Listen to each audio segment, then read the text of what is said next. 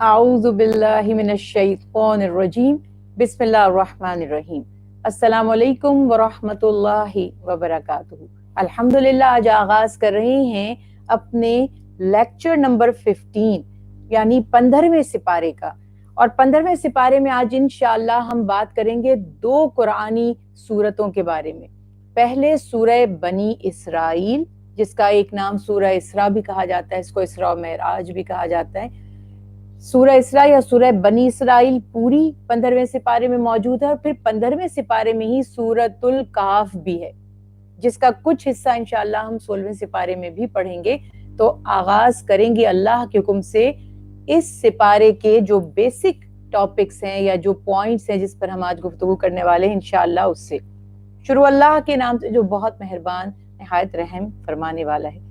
سورہ بنی اسرائیل میں ظاہر ہے سب سے پہلے جو اللہ کے حبیب کے ایک بہت بڑے معجزے کا معراج کا واقعہ بیان کیا گیا ہے، پہلی آیت میں اسی کا حوالہ ہے، اس کے حوالے سے بات کی جائے گی، اور وہی اس سورت کی وجہ تسمیہ یا رسول اللہ صلی اللہ علیہ وسلم کی عظمت اور شان میں پیش کی جانے والی سورت ہے۔ اسی مناسبت سے اس کو سورہ اسراء کہا جاتا ہے، اور اس کا جو نام سورہ بنی اسرائیل ہے چونکہ اس میں بنی اسرائیل کے اعمال افعال، ان کی زیادتیوں اور اللہ سبحانہ وتعالیٰ کی طرف سے جو ان پر احکامات آئے تھے ان کا بھی تذکرہ کیا گیا، اس مناسبت سے اس کو سورہ بنی اسرائیل بھی کہا جاتا ہے۔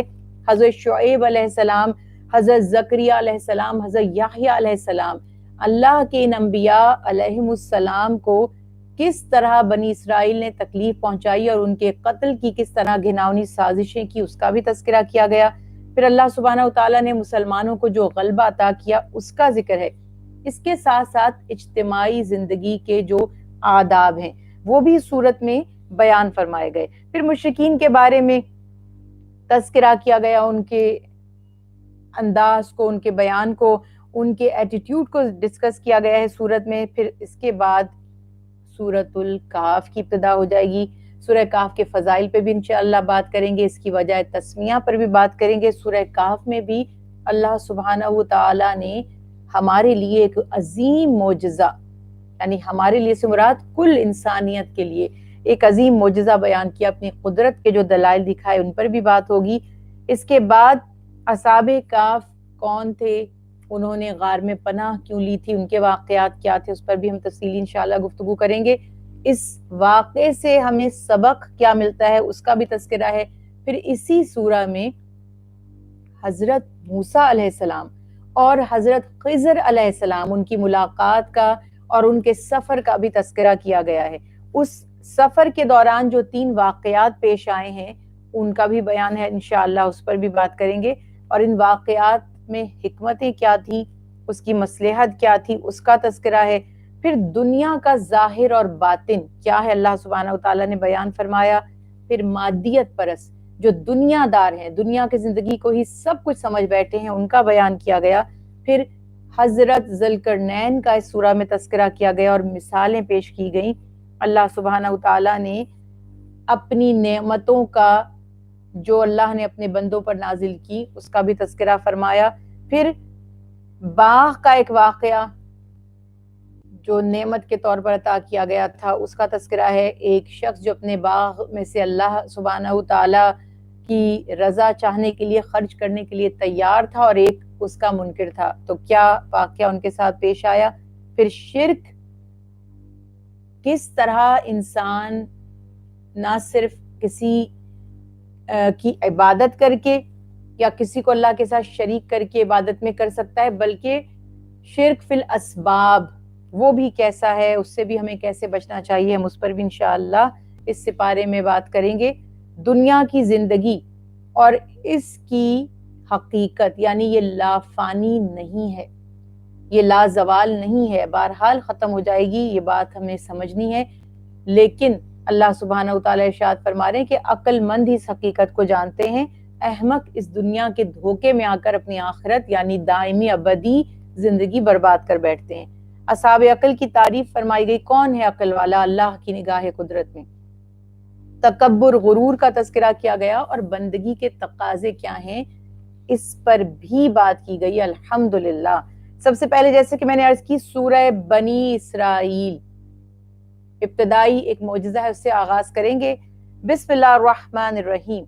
سبحان الذی اسری بعبدہ لیلا من المسجد الحرام الی المسجد الاقصی الذی بارکنا حولہ لنریہ من آیاتنا انہ هو السمیع البصیر۔ اللہ سبحانہ تعالیٰ فرماتے ہیں بلندی والی یا پاک ہے وہ ذات جو اپنے بندے کو راتوں رات مسجد حرام سے مسجد اقصی تک لے گئی، جس کے ماحول میں یعنی ارد گرد ہم نے برکتیں نازل کی ہیں تاکہ ہم انہیں کچھ اپنی نشانیوں میں سے دکھا دیں۔ یہ واقعہ اسرا بھی کہلاتا ہے، اسرا اور معراج اس کو کہا جاتا ہے۔ اس کے دو حصے کیے گئے ہیں۔ یہاں پہ دیکھیے اسرا کہا جاتا ہے رات کے سفر کو، اور معراج کے واقعے کے دو حصے ہیں۔ یہ رسول اللہ صلی اللہ علیہ وسلم کا ایک عظیم معجزہ ہے جس میں آپ صلی اللہ علیہ وسلم نے ایک سفر تو مکہ سے مسجد اقصی تک کا کیا جس کو ہم اسرا کہتے ہیں، اور دوسرا سفر آپ صلی اللہ علیہ وسلم نے وہاں سے آسمانوں کا کیا جس کو ہم معراج کہتے ہیں۔ معراج یعنی عروج، عرج بھی، اللہ کے ابھی فرماتے ہیں مجھے عروج عطا کیا گیا۔ آج بھی ہمارے ہاں بہت اس کے اوپر ڈیبیٹس ہوتی ہیں، ڈسکشن ہوتا ہے کہ کیا آپ نے یہ جو سفر کیا تھا، یہ جو اسرا تھا اور یہ جو معراج تھا، یعنی راتوں رات مکہ سے بیت المقدس یا مسجد اقصی کا سفر اور وہاں سے پھر آسمانوں کا سفر اور سدرۃ المنتہا تک آپ کا جانا، کیا یہ سب فزیکل تھا یا یہ خواب تھا؟ تو اس میں یہ بات جان لیجئے کہ انبیاء علیہ السلام کے خواب تو معجزہ ہوتے ہی ہیں، حقیقت ہوتے ہی ہیں، یعنی انبیاء علیہ السلام کے خواب ان کی نبوت کا حصہ ہیں۔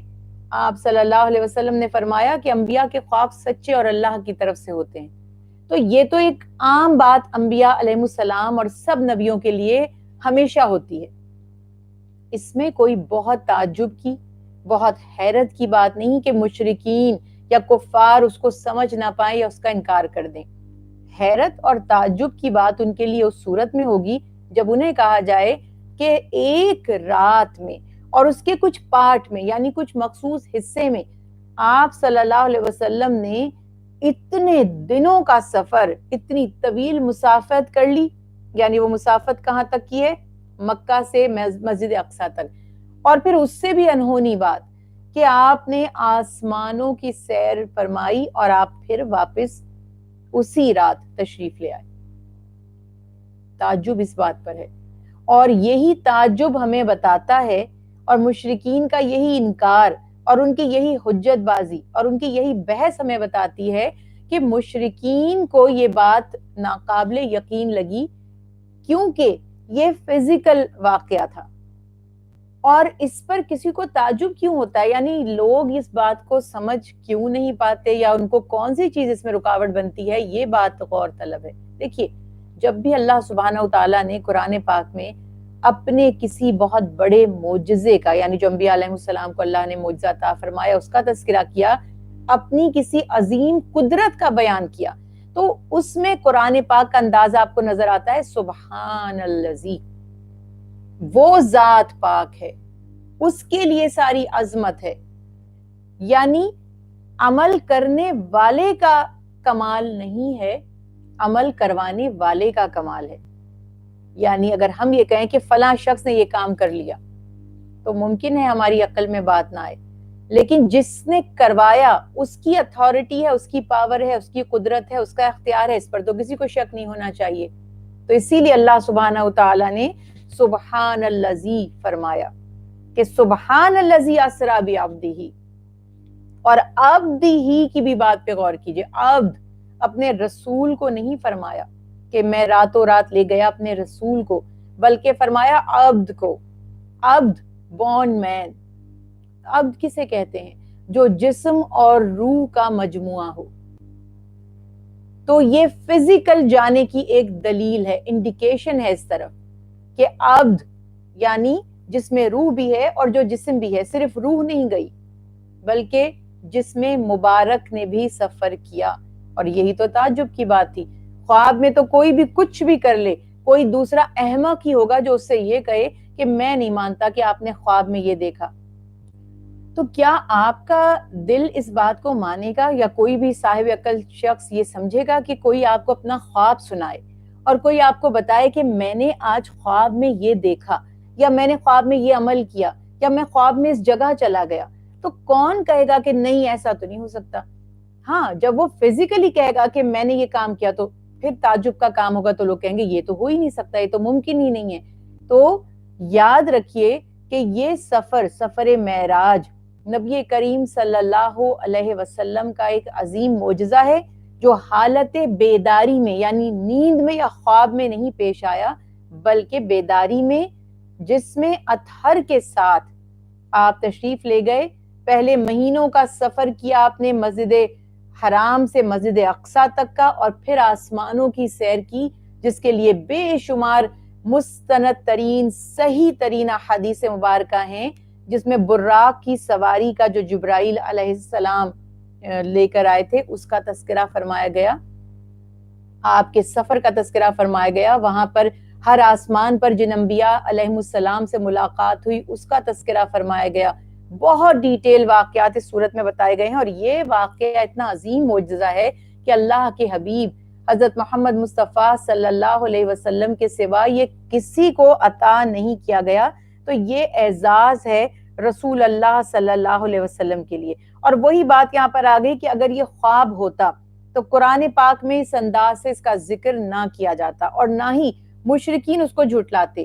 جب آپ معراج سے واپس تشریف لائے تو مشرکوں نے کہا کہ یہ کیسے ممکن ہے؟ آپ فرماتے ہیں کہ آپ نے راتوں رات مسجد اقصیٰ بھی دیکھ لی اور آپ نے آسمانوں کا بھی سفر کر لیا، اور یہی وہ موقع تھا جب لوگوں نے جا کر حضرت ابو بکر صدیق رضی اللہ تعالی عنہ سے کہا کہ آج تو تمہارے صاحب نے، یعنی جو تمہارے دوست ہیں محمد مصطفیٰ صلی اللہ علیہ وسلم، بڑا عجیب دعویٰ کر دیا ہے، آج تو تم بھی شرمندہ ہو جاؤ گے، تم بھی یقین نہیں کرو گے اس بات پر۔ تو حضرت ابو بکر صدیق رضی اللہ تعالیٰ عنہ فرماتے ہیں کہ کیا؟ تو کہتے ہیں کہ تمہارے جو نبی ہیں یعنی جو تمہارے دوست ہیں صلی اللہ علیہ وسلم، وہ یہ کہتے ہیں کہ وہ راتوں رات مسجد اقصیٰ بھی دیکھ آئے ہیں، وہاں سے بھی سفر کر لیا ہے اور آسمانوں کی بھی سیر کر لی ہے۔ تو اس پر صدیق اکبر کا جواب سن لیجئے۔ حضرت ابو بکر رضی اللہ تعالی عنہ فرما رہے ہیں اگر میرے نبی نے یہ فرمایا ہے تو یہ سچ ہوگا، یہ ہے یقین، یہ ہے ایمان، یہ ہے تقوی، یہ ہے حب رسول، یہ ہے دوستی۔ اور یہ مقام تھا اس دن ابو بکر صدیق کو صدیق کا لقب دیا گیا، تصدیق کرنے والا، سچوں میں سے سچا۔ تو جو مخلص دوست ہوتے ہیں، یہ ذرا ذہن میں رکھیے گا، جو ادب کرنے والے ہوتے ہیں، جو اطاعت گزار ہوتے ہیں، جو عشق رسول صلی اللہ علیہ وسلم اپنے دل میں رکھتے ہیں، وہ دلیل نہیں مانگتے، وہ حجت بازی نہیں کرتے، وہ کہتے میرے نبی نے فرمایا ہے، بس اتنا کافی ہے کہ ٹھیک ہی فرمایا ہوگا۔ یہ نہیں کہ میں پوچھوں گا جا کر، میں پوچھوں گا کہ کیا واقع ایسا ہوا ہے کہ نہیں ہوا۔ نہیں، فرمایا اگر میرے نبی نے یہ فرمایا ہے تو یہ درست ہے۔ تو یاد رکھیے یہ ایک عظیم معجزہ ہے، اور ویسے تو معراج سے ریلیٹڈ بہت سی اہم ترین باتیں ہیں، اور اکثر و بیشتر آپ اس کو سنتے بھی رہتے ہیں، لیکن دو باتیں بہت اہم ہیں۔ ایک اس میں عظمت مصطفیٰ صلی اللہ علیہ وسلم ظاہر ہوئی، ایک عظمت مصطفیٰ کو پہچاننے والوں کا کیا مقام ہوگا، کیا درجہ ہوگا، وہ ظاہر ہوا۔ یعنی جو عشق رسول میں مبتلا ہیں، جو عشق رسول سے سرشار ہیں، وہ کبھی دلیل کی حجت میں نہیں پڑے۔ جتنے بھی اصحاب رسول اللہ صلی اللہ علیہ وسلم ہیں، آپ تاریخ کا مطالعہ کریں، سیرت طیبہ کا مطالعہ کریں، تو آپ دیکھیں گے کہ وہ کبھی اللہ کے حبیب سے حجت بازی نہیں کرتے۔ یہ کہاں لکھا ہے، وہ کہاں لکھا ہے، نبی کا یہ مقام نہیں ہے، نبی کا وہ مقام نہیں ہے، یہ تو نہیں ہو سکتا، ایسا تو وہ نہیں کر سکتے، ایسا تو نہیں کہہ سکتے۔ یہ باتیں اللہ کے جو مقدس نیک بندے تھے، جو اللہ کے اور اس کے حبیب کے فرما بردار تھے، جو سابقون الاولون تھے، وہ کبھی ایسی باتیں نہیں کرتے تھے۔ ہاں، جن کے دلوں میں پہلے ہی سے کھوٹ ہوتا تھا، جو منافقت اپنے دلوں میں چھپائے بیٹھے تھے، یا جن کے دل میں شرک کا غلبہ تھا، حجت بازیاں، دلیل، بحث مباحثہ ان کا کام تھا۔ تو یہ بات یہاں پر ایک ہمیں پتہ چلی۔ دوسری بات یہاں پر یہ دیکھیں کہ اللہ سبحانہ وتعالیٰ نے ظاہر ہے کہ عظمت مصطفیٰ صلی اللہ علیہ وسلم بیان فرمائی، تو اس معراج کے موقع پر اللہ سبحانہ وتعالیٰ نے اپنے حبیب محمد مصطفیٰ صلی اللہ علیہ وسلم سے براہ راست کلام فرمایا اور آپ کو 2 عظیم نعمتیں عطا فرمائیں۔ 5 وقت کی نماز کا تحفہ، یعنی 5 وقت کی نماز فرض کر دی گئی اللہ سبحانہ وتعالی کی طرف سے، اس کا اجر و ثواب بیان کر دیا گیا۔ اور دوسرا سورہ بقرہ کی 2 آخری آیات، حدیث رسول اللہ صلی اللہ علیہ وسلم سے اس کی بھی فضیلت پتہ چلتی ہے کہ آپ فرماتے ہیں کہ مجھے معراج کے موقع پر یہ عطا کی گئی، اور یہ جو ہم نماز میں پڑھتے ہیں نا التحیات للہ، یہ بھی معراج النبی صلی اللہ علیہ وسلم کے موقع پر اللہ کی اور اللہ کے پیارے حبیب حضرت محمد مصطفیٰ صلی اللہ علیہ وسلم کی وہ گفتگو ہے جو اللہ کے حبیب اپنی امت کا بیان فرما رہے ہیں اور اپنی امت کی شان بیان کر رہے ہیں، اور اللہ سبحانہ وتعالیٰ کی طرف سے بخشش اور رحمت کی نوید یعنی خوشخبری مل رہی ہے۔ ایک اور امپورٹنٹ پوائنٹ جو یہاں ذکر کرنا لازم ہے، اور آپ کے سامنے کوشش یہی ہوتی ہے کہ ہمیشہ ان احادیث مبارکہ کا ریفرنس دیا جائے جو مستند ترین ہے، جس کی صحت پر شک نہیں کیا جا سکتا، جو صحیح ہیں، جو صحیح بخاری یا صحیح مسلم میں ہے، یا جن کا ریفرنس مضبوط ہے۔ یہ سب مسلمان اچھی طرح سے جانتے ہیں کہ یہی وہ موقع تھا جب اللہ سبحانہ وتعالیٰ نے اپنے حبیب حضرت محمد مصطفیٰ صلی اللہ علیہ وسلم کو 2 چیزوں میں سے ایک کی خوشخبری سنائی یا اختیار عطا فرمایا یا تو اپنی امت کی یعنی آدھی امت کی بخشش کروا لیجئے کہ میں آپ کو یہ خوشخبری سنا دوں، اللہ سبحانہ وتعالیٰ فرماتے ہیں کہ میں آپ کی آدھی امت کو بخش دوں گا، یا آپ اذن شفاعت اختیار کر لیجئے، یعنی آپ کو یہ اجازت دے دی جائے کہ آپ اپنی امت کی شفاعت کر سکیں۔ آپ نے فرمایا کہ میں دوسری چیز کو اختیار کرتا ہوں، یعنی مجھے آدھی امت کی بخشش کی ضمانت نہیں چاہیے، مجھے شفاعت کا حق چاہیے کہ مجھے یہ اجازت ملے کہ میں اپنی امت کی شفاعت کر سکوں گا۔ یہ وہ عظیم موقع ہے۔ تو ہمیں اپنے نبی سے محبت بھی کرنی ہے، ہمیں اپنے نبی کی اطاعت بھی کرنی ہے، ہمیں اپنے نبی پر ایمان بھی لانا ہے، ان کی تعظیم، ان کا ادب بھی کرنا ہے۔ تو یہ سب چیزیں اگر مل جائیں گی تو انشاءاللہ ہم بھی روز محشر رسول اللہ صلی اللہ علیہ وسلم کی شفاعت کے حقدار ہو جائیں گے۔ اللہ سبحانہ وتعالیٰ سے ہمیں یہی امید ہے۔ اسی طرح سے اللہ سبحانہ وتعالیٰ نے اس صورت میں موسیٰ علیہ السلام اور بنی اسرائیل کا تذکرہ فرمایا کہ اللہ نے بنی اسرائیل کو کتاب دی تھی یعنی توریت، جسے ان کی ہدایت کا ذریعہ بنایا گیا تھا، اور سختی سے منع کیا گیا تھا کہ کسی کو اپنا کارساز قرار نہ دینا، میرے سوا کسی کو اپنا ولی، اپنا وکیل نہ بنانا۔ اب یہاں پر جو مقصد ہے نا کہ وکیل نہ بنانا، کارساز نہ بنانا، تو یہ یاد رکھیے کہ حقیقی دوست، حقیقی مددگار، سب سے بڑھ کر ہماری حاجتوں کو پورا فرمانے والا صرف اور صرف اللہ سبحانہ وتعالی ہی ہے، ہمارا ولی اللہ سبحانہ وتعالی ہی ہے۔ تو یہاں بتایا کہ اللہ کو چھوڑ کر من دونی وکیلا۔ دیکھیے دنیا میں والدین اگر نیک ہیں تو اللہ سے اپنی اولاد کی دعا کرتے ہیں، سوائے اس کے کہ وہ مشرک اور کافر نہ ہو کہ اللہ انہیں بھی مقام عطا فرمائے، اجر عطا فرمائے۔ اولاد اگر نیک ہے تو والدین کے لیے دعائیں کرتی ہے، شاگرد ہیں تو استاد کے لیے بخشش کا ذریعہ ہیں، صدقہ جاریہ ہیں۔ استاد اگر نیک ہیں تو شاگردوں کے لیے اللہ سبحانہ وتعالی سے دعا کا حقدار ہوگا۔ انبیاء علیہ السلام اپنی امتوں میں سے ایمان لانے والوں کی اللہ سبحانہ وتعالی سے سفارش کریں گے، درخواست کریں گے کہ یہ ہم پر ایمان لائے، تو ان کی گواہی دیں گے کہ یا اللہ آپ ان پر رحم فرمائیے۔ فرشتے ہماری سفارش کرتے ہیں، یہ قرآن اور حدیث دونوں سے ثابت ہے کہ اہل ایمان کی مغفرت کی دعا کرتے ہیں اور اللہ سے ان کی سفارش کرتے ہیں، تو یہ سب ایک طرح سے ہمارے مددگار بن جاتے ہیں. ہمارا استاد دین سیکھنے میں ہمارا مددگار ہوتا ہے. انبیاء علیہ السلام پیغام ہدایت ہم تک پہنچانے میں، ہمیں ایمان عطا کرنے میں، ہمیں ایمان والا بنانے میں، ہمیں اللہ سے قریب کرنے میں مددگار ہیں.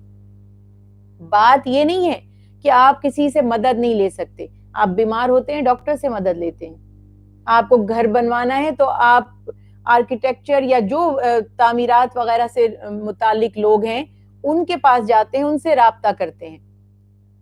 اگر آپ کو کپڑے سلوانے ہیں تو آپ ٹیلر کے پاس جاتے ہیں. ہر چیز کے لیے کسی نہ کسی کی مدد کا انسان محتاج ہے. یہاں پر اس چیز کو مکس اپ نہیں ہم نے کرنا. ہم نے یہ سمجھنا ہے کہ اللہ کو چھوڑ کر، چاہے چھوٹی سے چھوٹی چیز ہو چاہے بڑی سے بڑی بات ہو، اللہ کو چھوڑ کر اگر ہم نے کسی اور کو اپنا مددگار سمجھا یا جس سے اللہ نے منع فرمایا ہے اسے اپنا مددگار سمجھا، اسے مددگار بنایا، تو اللہ سبحانہ تعالیٰ کے ہاں ہمیں عذاب سے کوئی نہیں بچا سکتا. لیکن اللہ کے حکم کے مطابق اگر ہم شریعت کے حکم کو سمجھتے ہوئے کسی سے اپنے دینی اور دنیاوی معاملات میں مدد لیتے ہیں تو اس میں کوئی حرج نہیں ہے. اللہ سبحانہ وتعالیٰ نے اس میں حضرت نوح علیہ السلام کا بھی بیان فرمایا.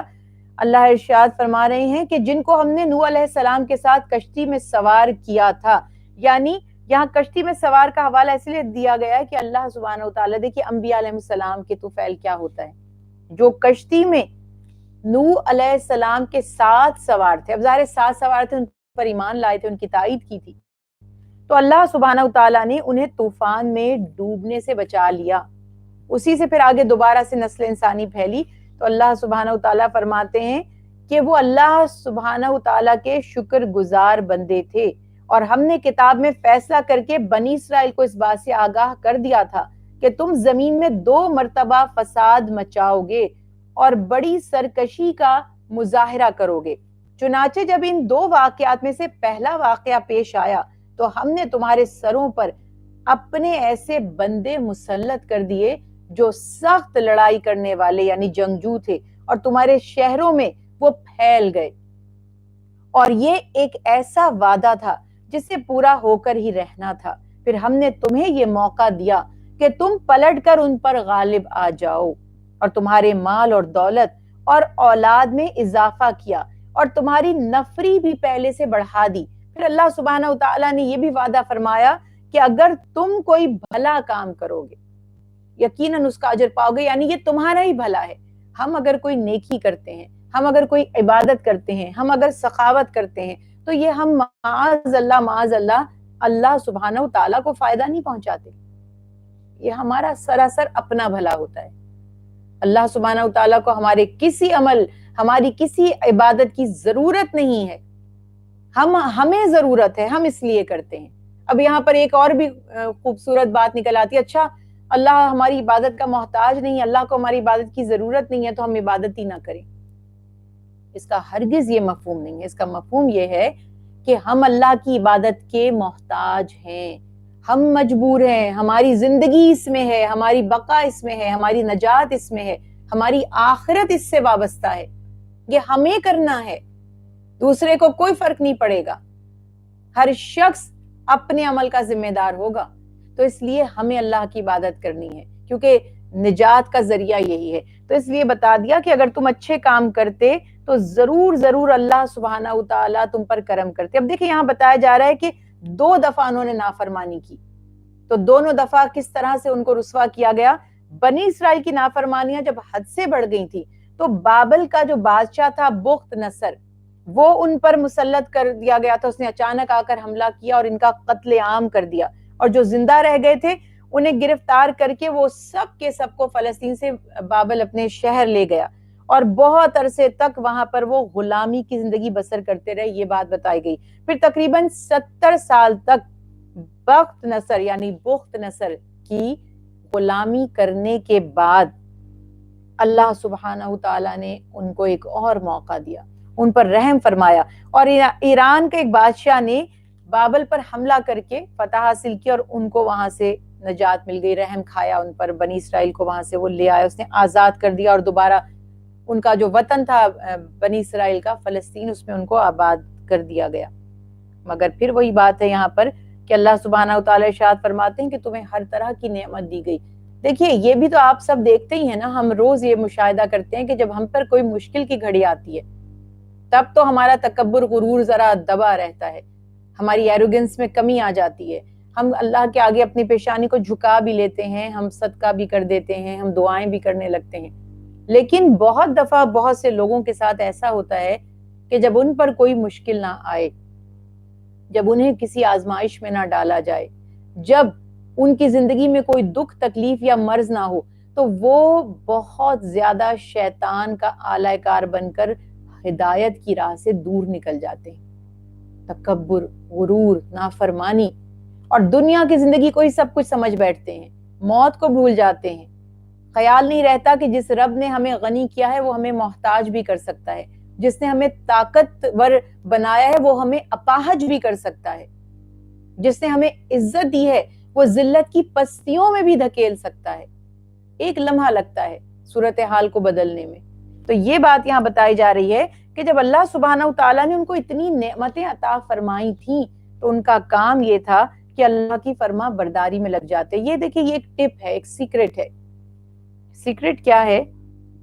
اگر ہم چاہتے ہیں کہ اللہ سبحانہ و تعالیٰ نے جو نعمتیں ہمیں عطا کی ہوئی ہیں وہ زوال پذیر نہ ہو، یعنی ختم نہ ہو، کہ ان میں اضافہ ہو، کمی نہ ہو، تو جس لمحے اللہ سبحانہ و تعالیٰ ہمیں وہ نعمتیں عطا فرماتے ہیں ہمیں اور عاجز بن جانا چاہیے، اس کی بارگاہ میں اور جھک جانا چاہیے، اس کی مخلوق سے اور زیادہ نرمی کا رویہ برتنا چاہیے، کیونکہ یہ دے کر آزمایا جاتا ہے۔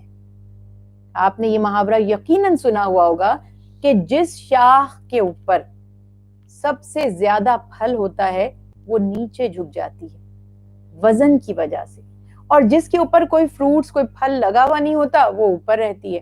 تو یہ جو تناؤ ہے، یہ جو اکڑ ہے، یہ جو تکبر ہے، یہ انسان کو زیب نہیں دیتا۔ اور سچی بات یہ ہے، ہم سب کی یہ آبزرویشن بھی ہے کہ جن لوگوں میں جتنے ٹیلنٹ ہوتے ہیں، جن لوگوں کو جتنا اللہ کی رحمت نصیب ہوتی ہے، وہ اتنا ہی ڈاؤن ٹو ارتھ ہوتے ہیں، یعنی جو جینوئنلی جن میں خوبیاں ہیں، جو پریٹینڈ نہیں کر رہے، جو دکھاوا نہیں کر رہے، تو ان کے اندر جو خوبیاں ہیں وہ انہیں مزید ڈے بائی ڈے ان کے اندر عاجزی، انکساری پیدا کرتی ہیں، وہ ہمبل ہو جاتے ہیں، وہ ڈاؤن ٹو ارتھ ہو جاتے ہیں۔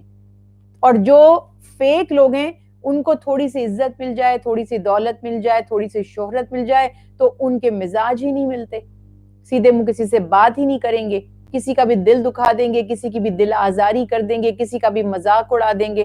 تو یہ فرق ہے کہ اللہ سبحانہ و تعالیٰ جب نعمت عطا فرمائے تو ہم چاہتے ہیں کہ وہ نعمت دنیا اور آخرت میں ہمارے لیے خیر کا باعث بن جائے، تو ہمیں اللہ کی شکر گزاری زیادہ کرنی ہے، اور اللہ کی شکر گزاری کا یہ حصہ ہے کہ اللہ کی مخلوق کو بھی ہم نے راضی رکھنا ہے۔ ادروائز وہی بنی اسرائیل والا حال ہے، کیا نعمت عطا نہیں کی تھی، یہی وہ تھے نا جنہیں من و سلوہ عطا کیا گیا تھا، پھر کیسے رسوائی ہوئی، پانی بھی پینے کو نصیب نہیں ہوتا تھا، پانی پینے لگتے تھے تو وہ پانی خون بن جاتا تھا۔ یہ وہی لوگ ہیں جن کے لیے من و سلوہ اترا، آج پانی کی ایک بوند کو یہ ترس گئے۔ تو یہ بات یہاں پر واضح ہو جاتی ہے کہ اللہ سبحانہ و تعالیٰ کو کوئی پابند نہیں کر سکتا، اللہ معاذ اللہ ہمارا پابند نہیں ہے کہ وہ ہمیں ہماری ہر طرح کی سرکشی کے باوجود عطا فرماتا رہے۔ ہم تو اللہ کا جتنا شکر کریں کم ہے، ہم تو اتنے فرما بردار ہیں ہی نہیں جتنا ہمیں ہونا چاہیے تھا، ہم تو اللہ سبحانہ و تعالیٰ کی وہ عبادت کا حق ادا نہیں کر پاتے، ہم تو اس کی شکر گزاری کرنا بھول جاتے، نعمت ملتی ہے ہمیں احساس نہیں ہوتا۔ تو یہ یاد رکھیے کہ وہ پھر بھی اپنی عطاؤں کی بارش ہم سے نہیں روک رہا، ہمیں رزق بھی دے رہا ہے، ہمیں سورج کی روشنی بھی دی ہے، ہمیں رات کا سکون بھی دیا ہے، سردی گرمی ہر موسم ہمارے اوپر آتا ہے، وہی ہماری حفاظت فرمانے والا ہے۔ تو اس لیے جتنی شکر گزاری کریں گے اتنی ہی نعمتوں میں اللہ سبحانہ و تعالیٰ کی طرف سے اضافہ ہو جائے گا۔ اسی لیے فرمایا اچھے کام کرو گے تو اپنا بھلا کرو گے، اور برے کام کرو گے تو بھی تمہیں ہی اس کا نقصان ہوگا۔ یہ نیکی اور یہ بدی یہ ہم اپنے لیے کرتے ہیں، کسی اور کے لیے نہیں کرتے۔ اس کے بعد اللہ سبحانہ وتعالیٰ نے بیان فرما دیا کہ کس طرح اللہ نے ان پر عذاب مسلط کر دیا تاکہ تمہارے چہروں کو بگاڑ دیا جائے اور تاکہ وہ مسجد میں اسی طرح داخل ہوں جیسے پہلے لوگ داخل ہوئے تھے، اور جس چیز پر ان کا زور چلے اس کو تہس نہس کر کے رکھ دیں۔ اب بعض نے تو کہا کہ اس سے ایک ان کا جو دشمن تھا یونس وہ مراد ہے، اور جس نے حضرت عیسیٰ علیہ السلام کی تشریف آوری سے کچھ عرصے پہلے بیت المقدس پر حملہ کر کے یہودیوں کا قتل عام کیا تھا بنی اسرائیل کا۔ اور بعض حضرات نے کہا ہے کہ اس سے مراد حضرت عیسیٰ علیہ السلام کے آسمان پر تشریف لے جانے کے بعد جو روم کے شاہ تیتوس نے جو حملہ کیا تھا وہ اس سے مراد ہے۔ اگر بنی اسرائیل پر مختلف زمانوں میں دشمن مسلط ہوتے رہے ہیں تو دیکھیے پہلے ان کو وارن بھی کیا جاتا رہا ہے کہ اللہ سبحانہ وتعالیٰ اگر تم باز نہیں آؤ گے تو اسی طرح تم پر کسی نہ کسی کو مسلط فرما دیں گے۔ پھر یہاں ایک اور بات بتائی گئی جو پہلے بھی یہ دعا ذکر کی گئی، ہم پڑھ چکے ہیں کہ یدعو الانسان بالشر دعاءہ، کہ انسان جو ہے وہ برائی کو چاہنے والا ہوتا ہے اور جلدی کرتا ہے برائی کے لیے بالخیری بنسبت نیکی کے، یعنی انسان کو چاہیے کہ وہ خیر کی دعا کرے، برائی کی نہیں۔ جیسے مشرکین یا نافرمان لوگ عذاب کا انکار کر دیتے تھے اور پھر چیلنج کرتے تھے کہ دیکھتے ہم پر کب عذاب آتا ہے، اور اسی طرح سے اللہ سبحانہ وتعالیٰ ارشاد فرما رہے ہیں جب اللہ کوئی نعمت عطا فرماتے ہیں اللہ سبحانہ وتعالیٰ اور تم نافرمانی کرتے ہو تو دراصل تم اپنے لیے بدی چاہ رہے ہوتے ہو، شر چاہتے ہو۔ تو انسان کیسا ہے کہ وہ اپنے لیے خیر نہیں، یعنی ہمارے ہاں محاورہ کہتے ہیں اس کو راس نہیں آتا۔ اگر اسے عزت ملتی ہے، اگر اسے نعمت ملتی ہے، اگر اس کو اللہ سبحانہ وتعالیٰ کی طرف سے کوئی مرتبہ مقام دیا جاتا ہے تو وہ ابیوزو ہو جاتا ہے اور وہ استحصال کرنے لگتا ہے، وہ غلط استعمال کرنے لگتا ہے اپنی ان صلاحیتوں یا اللہ کی طرف سے دی گئی نعمتوں کا، تو پھر وہ اپنا ہی برا کر لیتا ہے۔ جیسے ایک محاورہ تھا بچپن میں ہم سٹوری سنتے تھے، باقاعدہ پکچرز کے ساتھ بنی بھی ہوتی تھی، کہ مثال دینے کے لیے کہ کچھ ایسے بھی بے وقوف لوگ ہوتے ہیں کہ وہ ایک درخت کو کاٹنے کے لیے آیا، اس کی شاخ، تو وہ بندہ اس درخت پہ چڑھا اور وہ اسی ٹہنی کو کاٹ رہا تھا جس کے اوپر وہ بیٹھا ہوا تھا، اور اس نے یہ ریئلائز ہی نہیں کیا کہ میں اسی کے اوپر بیٹھا ہوں اور سائڈ سے اس کو کاٹ رہا ہوں، تو جب وہ کٹ گئی تو اس ٹہنی کے سمیت یعنی وہ جو درخت کا حصہ تھا یہ نیچے جا کر گرا۔ تو یہ ایک محاورہ ہمارے یہاں کہا جاتا ہے کہ جس درخت پر بیٹھ رہے ہیں اسی کو کاٹ رہے ہیں، یا کہتے ہیں کہ جس برتن میں کھا رہے ہیں اسی میں سوراخ کر رہے ہیں، کہ جو چیز آپ کو فائدہ پہنچاتی ہے آپ اپنے ہاتھ سے اس کو برباد کر دیتے ہیں، اس کو ضائع کر لیتے ہیں، اور یہ بہت دفعہ ہم سے ہو جاتا ہے، ہم ریئلائز نہیں کرتے۔ یہ ہم سے کون کروا لیتا ہے؟ یقیناً ابلیس۔ کیوں؟ کیونکہ وہ راضی نہیں ہے کہ ہمیں اللہ کی طرف سے کوئی سکھ ملے، کوئی نعمت ملے، کوئی راحت ملے، ہماری دنیا یا آخرت سنور جائے، تو وہ ہمیں نافرمانی پر اکساتا ہے، گناہ پر اکساتا ہے، اور چاہتا ہے کہ اللہ سبحانہ وتعالیٰ نے جو ہمیں نعمتیں عطا کی ہیں وہ ہم سے چھن جائیں۔ اسی طرح سے اگلی آیات میں اللہ سبحانہ وتعالیٰ نے بنی اسرائیل کا یہ بھی بیان کیا کہ انہوں نے توریت کی مخالفت کی، حضرت شیعہ علیہ السلام جیسے انبیاء علیہ السلام کو قتل کرنے کی سازشیں کی۔ بعض روایت میں لکھا ہے کہ انہوں نے انبیاء علیہ السلام کو قتل بھی کیا۔ پھر اس کے بعد اللہ سبحانہ وتعالیٰ کی طرف سے ان پر مختلف زمانوں میں آزمائشیں آتی رہیں۔ حضرت زکریا، حضرت یحییٰ علیہ السلام کی شہادت کا بھی تذکرہ کیا جاتا ہے، اور اس کے بعد اللہ سبحانہ وتعالیٰ ارشاد فرماتے ہیں کہ یہی فتنہ و فساد، یہی انداز یہود کی تاریخ ہے، یعنی ان کا مزاج ہی ایسا ہے۔ یہ دیکھیے وہی بات جس تھالی میں کھانا اس میں سوراخ کرنا۔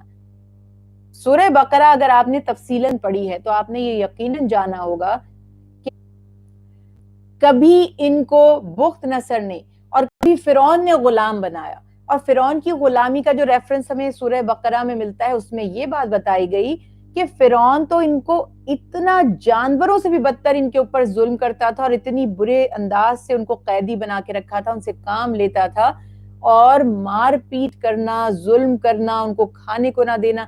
وہ لوگ جو وہاں پر ترستے تھے ان کا بچا ہوا یا ان کے جانوروں کا بچا ہوا کھانا کھاتے تھے، انہیں منو سلوا دیا گیا۔ تو جب انہیں منو سلوا دیا گیا تو انبیاء ہی کے دشمن بن بیٹھے. یہ ہے معاملہ، یہ ہے ان کا مزاج جو یہاں پر بتایا گیا کہ یہ اس طرح کرتے تھے کہ اللہ سبحانہ وتعالیٰ کی نعمتوں کی ناقدری کی. اور اسی طرح نبی کریم صلی اللہ علیہ وسلم کے زمانے میں بھی ان کا مزاج یہی رہا.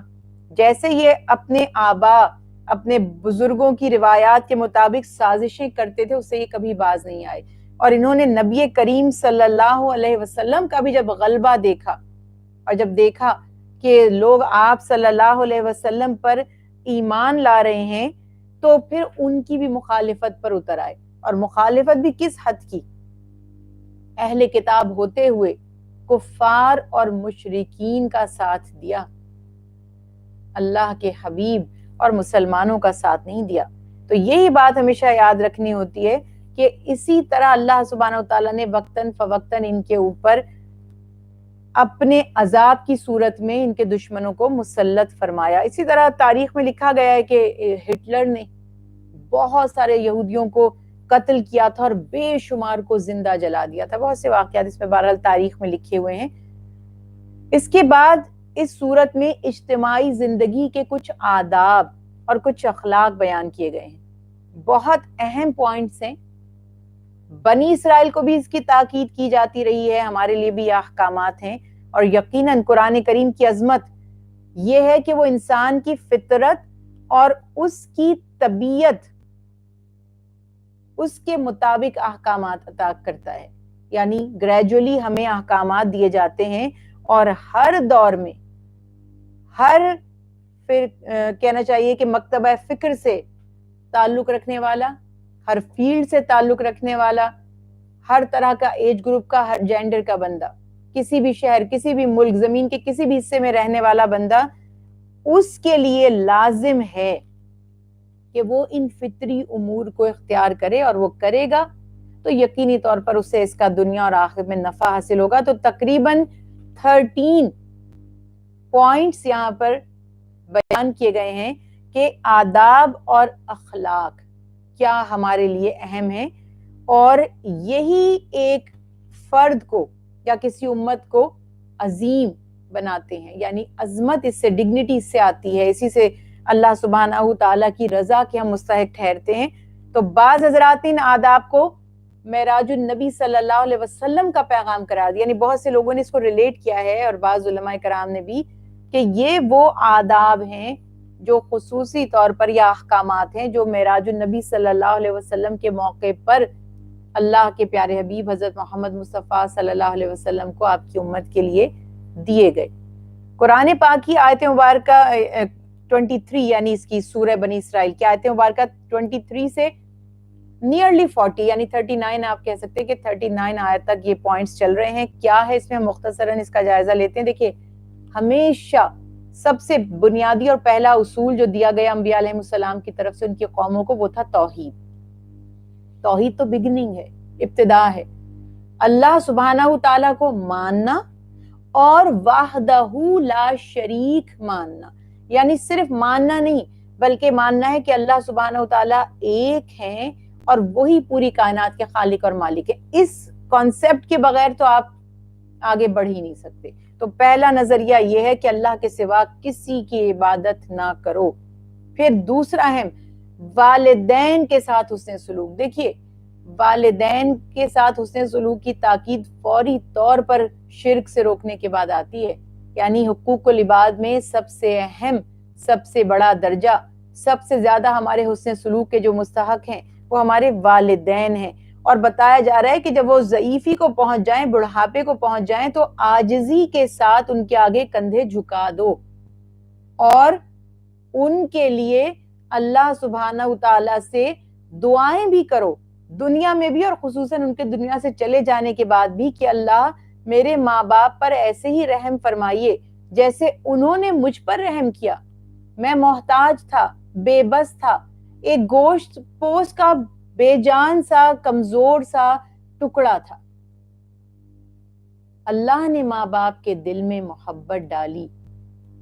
تو خصوصاً آپ دیکھتے ہیں کہ ماں کا جو کردار ہے، کہ ایک چھوٹا سا بچہ، کمزور سا، جو اپنی گردن کو بھی ہلا نہیں سکتا، جو ہل بھی نہیں سکتا, جو کروٹ بھی بدل نہیں سکتا, ماں کس طرح اس کو سنبھالتی ہے, کس طرح اس کی خوراک کا بندوبست کرتی ہے, کس طرح اس کو پالتی پوستی ہے, کس طرح اس کو سردی گرمی سے بچاتی ہے, ایک ایک قدم پر اس کا خیال رکھتی ہے. اگر یہ دل میں محبت نہ ہو تو چھوڑ دے, کہیں پھینک دے. پورا کا پورا اپنا, آپ سمجھتے ہیں کہ بچے جو ہیں وہ فل ٹائم جاب ہیں. بہت سے لوگ, آپ سنتے بھی ہوں گے قصے, اولاد نہیں چاہتے اور بہت سے لوگ چھوڑ آتے ہیں, چھوڑ کر کہیں چلے جاتے ہیں. اب تو قرب قیامت میں تو کیا معاملات نہیں ہو رہے, لیکن بہرحال یہ بہت ریئر واقعات ہیں, فطرت یہ نہیں ہے. جانور بھی اپنے بچے کو, جو ماں ہے جانوروں میں بھی اور پرندوں میں بھی, اپنے بچے کو پروٹیکشن دیتے ہیں, خوراک دیتے ہیں, ان کو بڑا کرتے ہیں. تو یہ آپ یاد رکھیں کہ ماں باپ کو بڑھاپے سے یہاں پہ بتایا جاتا ہے کہ جب وہ ضعیف ہو جائیں. کیوں؟ کیونکہ جب تک ماں باپ جوان ہیں تب تک تو وہی ہمارے کاموں میں لگے رہتے ہیں, وہی ہمیں سرو کرتے رہتے ہیں. جب وہ کمزور ہونے لگتے ہیں اور ہم مضبوط ہو چکے ہوتے ہیں, ہم اپنے پاؤں پر کھڑے ہو جاتے ہیں اور وہ بیمار ہو کر بستر پر آ جاتے ہیں, تب ہماری ذمہ داریاں بہت بڑھ جاتی ہیں.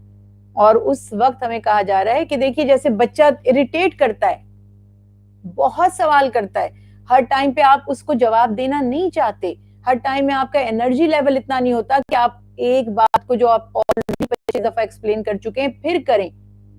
کبھی کبھی انسان بچوں سے بھی گھبرا جاتا ہے. لیکن جب والدین ضعیف ہوتے ہیں تو یہ وہی والدین ہیں جنہوں نے 50 مرتبہ ایک دن میں ہمارے ایک سوال کا جواب دیا ہوتا ہے. جب وہ دوسری دفعہ کوئی بات کر دیتے ہیں تو ہم جھنجھلا جاتے ہیں, چڑ جاتے ہیں. کوئی بات سمجھ نہیں, اب بچے کو ہم دیکھیں کتنا اس کا دل رکھتے ہیں, بچے کو کوئی کام سکھایا, اس کو نہیں آیا, انکریج کرتے ہیں, نہیں کوئی مسئلہ نہیں, آپ نے بہت اچھا کیا ہے, بالکل کوئی فکر کی بات ہے, آپ کر لیں گے یہ کام. ہم اس کو یہ بات کہتے ہیں, ہم اس کو یہ نہیں کہتے چھوڑ دو, تم سے نہیں ہوگا, رہنے ہی دو, یہ تمہارے بس کی بات نہیں ہے. ایسے تو ہم نے بچوں کو کسی نے نہیں پالا ہوگا نا, سمجھایا سکھایا ہوگا, اپریشیٹ ہی کیا ہوگا. لیکن وہی پیرنٹس جب خود اس لیول پر آ جاتے ہیں کہ سماعت کم ہو جاتی ہے, ایک سے دوسری دفعہ بولنا پڑ جاتا ہے, تو ہمارے لہجے میں تلخی آ جاتی ہے. بچے چیزیں توڑ پھوڑ دیتے ہیں, بہت نقصان کر دیتے ہیں, بڑے بڑے نقصان کر دیتے ہیں. تو ہم تھوڑا کبھی کبھی غصہ ہو بھی جاتے ہیں, کبھی اگنور کر دیتے ہیں. لیکن اگر کسی بڑے سے کوئی نقصان ہو جائے تو ہمیں اتنا برا لگتا ہے, ریئیکٹ کرتے ہیں. بہت سے ماں باپ گلاسز لگاتے, گلاسز ٹوٹ جاتے ان کے. تو ایسے ایسے واقعات ہم نے سنے اور دیکھے کہ بچوں نے کہا کہ آپ تو جب بھی گلاسز لا کے دیتے ہیں ٹوٹ ہی جاتا ہے, کئی کئی دن چشمے نہیں بنوا کر دیے ماں باپ کو. اور ماں باپ ڈر رہے ہیں بچوں سے کہ اگر انہیں ہم بتا دیا پھر ہم سے ٹوٹ گیا ہے تو غصہ کریں گے. یہ وہ ماں باپ ہیں جنہوں نے اپنی زندگی کی ساری انرجی, اپنا وقت, اپنا مال, اپنی دولت ہمیں عطا کی ہے. پارٹیز میں ہمیں چھوڑ کر نہیں گئے یہ ماں باپ, ہمیں کہیں پھینک کر نہیں آئے. پالا پوسا, اپنی دعوتیں, اپنی لائف, اپنا سب کچھ ختم کر دیا. باپ کما کر بچوں کا خرچہ اٹھا رہا ہے, ماں پورا دن ان کے لیے جو ہے وہ بیبی سٹر کا بھی کام کر رہی ہے, وہ نینی کا بھی کام کر رہی ہے, ان کی کیئر بھی کر رہی ہے, ان سے شفقت بھی کر رہی ہے, ان کے کام بھی کر رہی ہے. اب بچوں نے اپنے پاؤں پر کھڑے ہونے کے بعد احسان فراموشی کا رویہ اختیار کیا ہے. ہمیں ریئلائزیشن نہیں ہے. میں یہ نہیں کہتی کہ ہم برے ہیں یا ہم جان بوجھ کے ایسا کرتے ہیں, لیکن ہم لنک نہیں کر پاتے کیونکہ ہمیں احساس نہیں ہے کہ انہوں نے ہمارے لیے کتنا سیکریفائس کیا ہے. ہمارے لیے بہت کم وقت ہوتا ہے جو ہم نے اپنے ماں باپ کو دینا ہوتا ہے, اور اس میں بھی تھوڑا سا یہ سوچئے کہ اگر انہوں نے 1000 دفعہ میرے لیے کچھ کیا تھا تو کم از کم 100 دفعہ تو میں ان کے لیے کروں. آپ کبھی بھی والدین کا احسان نہیں اتار سکتے, لیکن کچھ تو کر سکتے ہیں. بہت تیزی کے ساتھ ہمارے آس پاس میں نظر آتا ہے کہ اب دیکھیے بچے ہر دور میں ایک جنریشن گیپ رہتا ہی ہے. ہم اپنے والدین سے سمجھتے تھے ہم زیادہ اسمارٹ ہو گئے, ہمیں زیادہ دنیا کا پتہ چل گیا ہے. آگے ہماری اولادیں یوں سمجھتی ہوں گی یقیناً اور سمجھیں گی کہ ہم زیادہ اسمارٹ ہیں، ان کو تو آئی ٹی کا نہیں پتا، انہیں تو بچے کبھی کہتے ہیں آپ کو یہ گیم ہی نہیں پلے کرنا آتا. تو اس طرح کی چیزیں ہوتی ہیں ہر دور میں، جو ہمیں آتا ہے وہ ہمارے بچوں کو نہیں آتا. تو بات یہ ہے کہ یہ بچوں کو ہمیں سمجھانا پڑے گا، سکھانا پڑے گا کہ یہ جنریشن گیپ ہر زمانے میں رہتا ہے. ہر شخص کی ایج کی ریکوائرمنٹس، اس کے آس پاس کا ماحول، اس کے انٹرسٹ ڈفرینٹ ہیں. تو آپ کو کچھ آتا ہے اور مجھے کچھ نہیں آتا، اس سے میری اہمیت آپ کی نظر میں کم نہیں ہونی چاہیے. اور جو رشتہ اللہ سبحانہ و تعالیٰ نے بنایا ہے والدین کا، وہ یہاں بتایا جا رہا ہے کہ تم ان کے لیے جھکے رہو عاجزی سے، ان پر اپنا مال خرچ کرنا، ان سے شفقت سے پیش آنا، اف تک بھی نہیں کہنا. ہم تو کیا کیا کہہ جاتے ہیں، ناگواری کا ایک کہتے ہیں نا کہ چہرے سے بھی ظاہر نہ ہو، کہنا تو بہت آگے کی بات ہے. تو یہ احکامات ہمیں دیے گئے، اور یہ بھی فرمایا کہ ان کے لیے مغفرت کی دعا کرتے رہو. پھر رشتہ داروں، مسکینوں، مسافروں کے ساتھ دیکھیں کون ہے جو ہمارے اعتراف میں ہے اور اس سے ہمارے اچھے سلوک کی ضرورت نہیں ہے. ہم کسی کے اعتراف میں اپنے آپ کو ایک لمحے کے لیے فوراً سوئچ کر لیا کریں پوزیشن. یہ بالکل میں آپ کو ایک بہت ہی پریکٹیکل اور آسان طریقہ بتاتی ہوں. دیکھیے یہ ضروری نہیں ہے کہ ہر چیز کا آپ کو ہمیشہ شرعی مسئلہ پتا ہو، ہر بات سے ریلیٹڈ آپ کو حدیث اس وقت یاد ہو، آیت یاد ہو، حکم یاد ہو. بس ایک کام کیا کریں جو بہت آسان ہے کہ سوئچ کر دیا کریں جگہ کو. کہ جس طرح آپ کو کسی پہ کسی بات پہ غصہ آیا ہے یا آپ کو کسی کی بات ناگوار گزری ہے، بری لگی ہے، آپ سوچ لیں اس جگہ میں ہوں اور وہ بندہ آپ کی جگہ پر ہے، تو آپ دیکھیں گے کہ فوری طور پر آپ کی نفرت میں اور آپ کے غصے میں اور جو آپ کی نیگیٹیوٹی تھی اور جو آپ اس کے بارے میں سوچ رہے تھے، اتنا سخت آپ کا موقف تھا، اتنے ججمنٹل ہو رہے تھے، آپ ریلیکس ہو جائیں گے. پھر آپ جیسے اپنے لیے ایکسکیوزز بناتے نا، ہم نہیں میں نے تو یہ اس لیے کیا تھا، میں نے تو یہ اس طرح کیا تھا، اس کی طرف سے بنائے کہ یہ بات ہو گئی ہوگی، اس کے ساتھ ایسا مسئلہ ہو گیا ہوگا، اس نے مجھ سے آج بدتمیزی کر دی، وہ اسٹریس میں ہوگا، پریشان ہوگا، اس نے آج میری خاطر مدارت نہیں کی، ہو سکتا ہے کوئی مالی پریشانی ہوگی. مطلب ہمیشہ اس کو بھی ایکسکیوز دے کر دیکھیے. وہ الگ بات ہے کہ پھر آپ کو پتا چل جاتا ہے تھوڑے عرصے میں کہ کون آپ کے ساتھ زیادتی کر رہا ہے اور کون خود مجبور ہے اور بے بس ہے. تو ہمیشہ چاہے کوئی رشتہ دار ہو، چاہے ہمارے اطراف میں مساکین ہو، ضرورت مند ہو، محتاج ہو، ایک لمحے کے لیے اس کی جگہ پر آ جائیں اور پھر آپ کو آپ کے فرائض ادا کرنے میں دیکھیے گا کہ کتنی آپ کو انرجی ملے گی اور صحیح ڈائریکشن میں انشاءاللہ آپ ضرور جائیں گے. پھر مال کو فضول خرچی میں نہیں. دیکھیے اکنومیکلی بھی کیا خوبصورت دین ہے. ہمیں صرف نماز روزہ نہیں سکھایا گیا، ہمیں بچت کرنا بھی سکھایا گیا ہے، سیونگ کرنا بھی سکھایا گیا ہے. پیسہ کمانا کیسے ہے، اس کو بڑھانا کیسے ہے، اسے خرچ کس جگہ کرنا ہے، بچانا کیسے ہے، ایک ایک بات بتائی گئی ہے. تبھی تو بار بار ہم کہتے ہیں کہ یہ فل پیکج ہے. دین اسلام میں آپ کا کمپلیٹ لائف سٹائل کو کور کرتا ہے. یہ صرف عبادت نہیں سکھاتا کہ نماز روزہ کیسے کرنا ہے، اٹھنا کیسے ہے، بیٹھنا کیسے ہے، سونا کیسے ہے، چلنا کیسے ہے، دوست سے کیسے بات کرنی ہے، دشمن سے کیسا سلوک کرنا ہے، مالک ہو تو کیا کرنا چاہیے، ملازم ہو تو کیا ذمہ داری بنتی ہے. ایک ایک شخص کو اس کی ذمہ داری بتائی گئی ہے.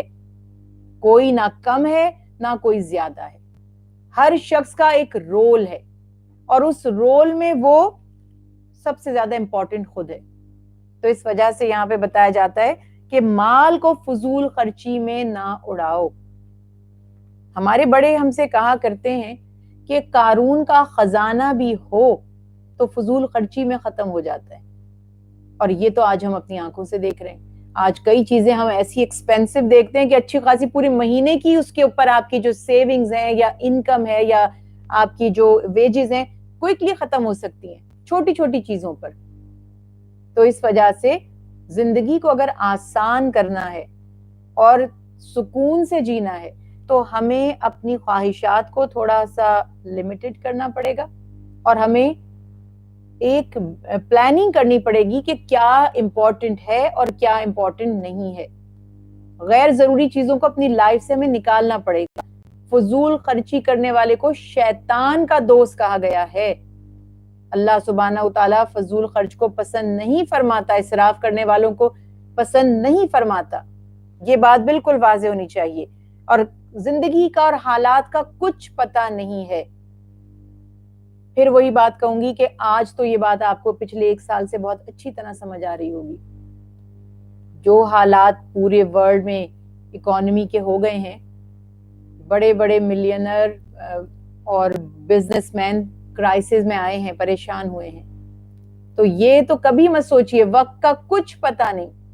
آپ کن حالات, اللہ نہ کرے کوئی ایسی بیماری آ جائے کہ ٹریٹمنٹ پر اتنا خرچہ ہو جائے, کچھ لوز کر دیں آپ, کوئی آپ سے چھین لے, کوئی آپ سے چرا لے, کچھ بھی پاسبلٹیز ہو سکتی ہیں.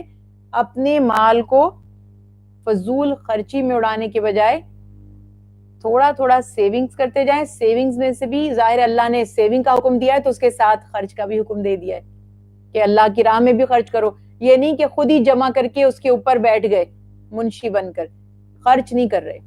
تو بتا دیا گیا کہ اس میں سے آپ اللہ کی راہ میں دیتے جائیں جو حقداروں کا حق ہے. ہمارا مال جب ہمیں دیا جاتا ہے نا, اس میں ضرورت مندوں کا حصہ رکھ کے دیا جاتا ہے. اگر آپ وہ حصہ نہیں دیں گے تو پھر آپ کے مال کی گارنٹی کیا ہے کہ وہ آپ کے پاس رہے گا؟ وہ تو آپ کو اس شرط پہ دیا گیا ہے کہ آپ اس میں سے راہ خدا میں خرچ کریں گے. یہ بات ہمیشہ یاد رکھیں کہ جتنا مال ہمیں ملتا جاتا ہے اس میں مساکین کا, غربا کا, ہمارے رشتہ دار جو ضرورت مند ہے ان کا بھی حق ہوتا ہے. اس کے بعد فرمایا کہ بخل نہ کرو. دیکھیے وہاں تھا فضول خرچی نہ کرو, اور یہاں تھا کہ بخیل نہ بن جاؤ, نہ اتنا کشادہ رکھو کہ کل پچھتانا پڑے. سبحان اللہ سبحان اللہ. چیریٹی کرنے میں بھی یہ حکم ہے کہ آپ نہ تو یہ کہ خرچ ہی نہیں کر رہے اور نہ یہ کہ سارا خرچ کر دیا اب خود پریشان ہو کر بیٹھ گئے, اللہ نہ کرے خود کسی سے ادھار لینے کی نوبت آ گئی. تو یہ بتایا جا رہا ہے کہ بیلنس, ماڈریٹ رہنا بیسٹ پالیسی ہے ہر چیز میں, چاہے آپ کی عبادت ہو, چاہے آپ کی ریلیشن شپ ہو, چاہے آپ کی شاپنگ ہو, چاہے آپ کا کلام ہو, چاہے دوستی ہو, چاہے محبت ہو, کچھ بھی ہو. ایک ایکسٹریم پہ بھی نہ جائیں اور حق سے کم بھی نہ کریں. ایک سرٹن لیول ہونا چاہیے کہ جس کو ہم سمجھ لیں اور اس لیول کو مینٹین کرنے کی کوشش کریں. بیلنس رکھنا ضروری ہے. بیلنس آؤٹ ہوتا ہے تو آپ کو خود سمجھ ہے کہ چیزوں کی اصلی شکل بگڑ جاتی ہے, اس کا فائدہ نہیں رہتا, نقصان بلکہ بن جاتا ہے. اگلا حکم جو چھٹا حکم 6 ہے وہ کیا ہے؟ اپنی اولاد کو مفلسی کے ڈر سے قتل نہ کرو. اب ہم سمجھتے ہیں اچھا اس زمانے میں لوگ, اور ہم سناتے بھی ہیں یہ بات, بچوں کو مار دیا کرتے تھے کہ کھلائیں پلائیں گے کہاں سے, ہمارے خرچے میں شامل ہو جائیں گے. آج آپ کہتے نہیں, آج تو یہ ایشو نہیں ہے. بالکل جی ہے, آج بھی ہے ایشو. برتھ کنٹرول, اور اس لیے کہ کھلائیں گے کہاں سے, پلائیں گے کہاں سے. دیکھیے اس میں تھوڑا سا کلیئر موقف ہے. بعض علماء کرام کہتے ہیں کہ برتھ کنٹرول تو حرام ہے, جائز ہی نہیں ہے, یعنی جتنے بچے دنیا میں آ رہے ہیں آنے دیں, اور اگر آپ نہیں آنے دیں گے ان کو تو آپ قتل کے مرتکب ہوں گے. بعض کا یہ بھی پوائنٹ آف ویو ہے. لیکن اس کو ہم پھر وہی بات کریں گے کہ ہم وہ بات کریں گے جو قرآن اور حدیث اور اسلامی معاشرے میں ہے.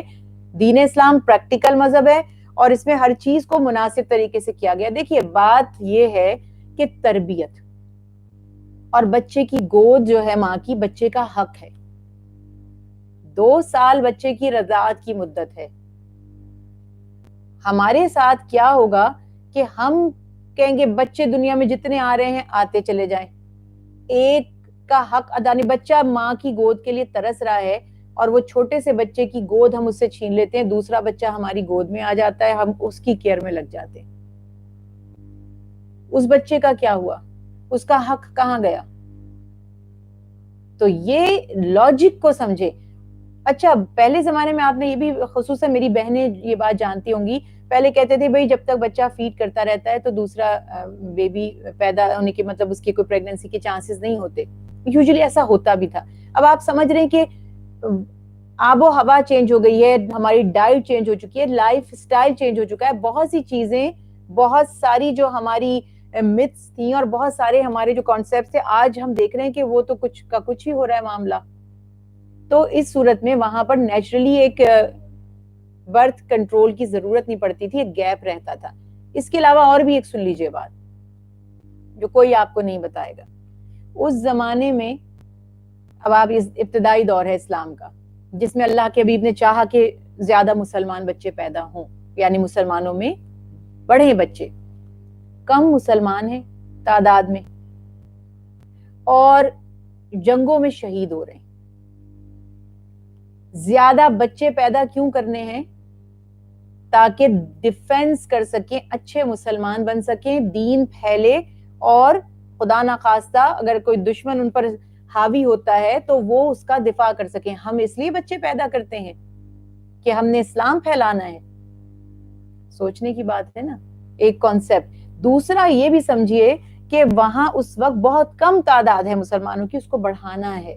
پھر تیسری بات، مسلمان مرد تو سفر میں ہی رہتے تھے. اس زمانے میں تو آپ کو پتا ہے مہینوں کے سفر ہوتے تھے، جنگ میں رہتے تھے، جہاد میں رہتے تھے.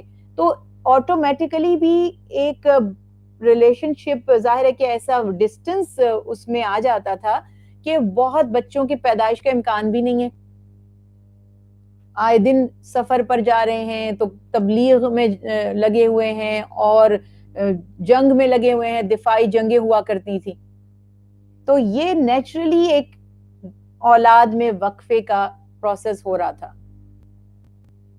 اب آپ یہ سمجھ لیں کہ اگر کوئی والدین یہ چاہتے ہیں کہ وہ بچے کو اس کا پورا حق دیں، اس کا حق اچھا اسکول نہیں ہے، اس کا حق مہنگا گھر نہیں ہے بڑا، اس کا حق قیمتی گاڑی نہیں ہے، اس کا حق ہے آپ کا وقت، آپ کی توجہ، آپ کی محبت.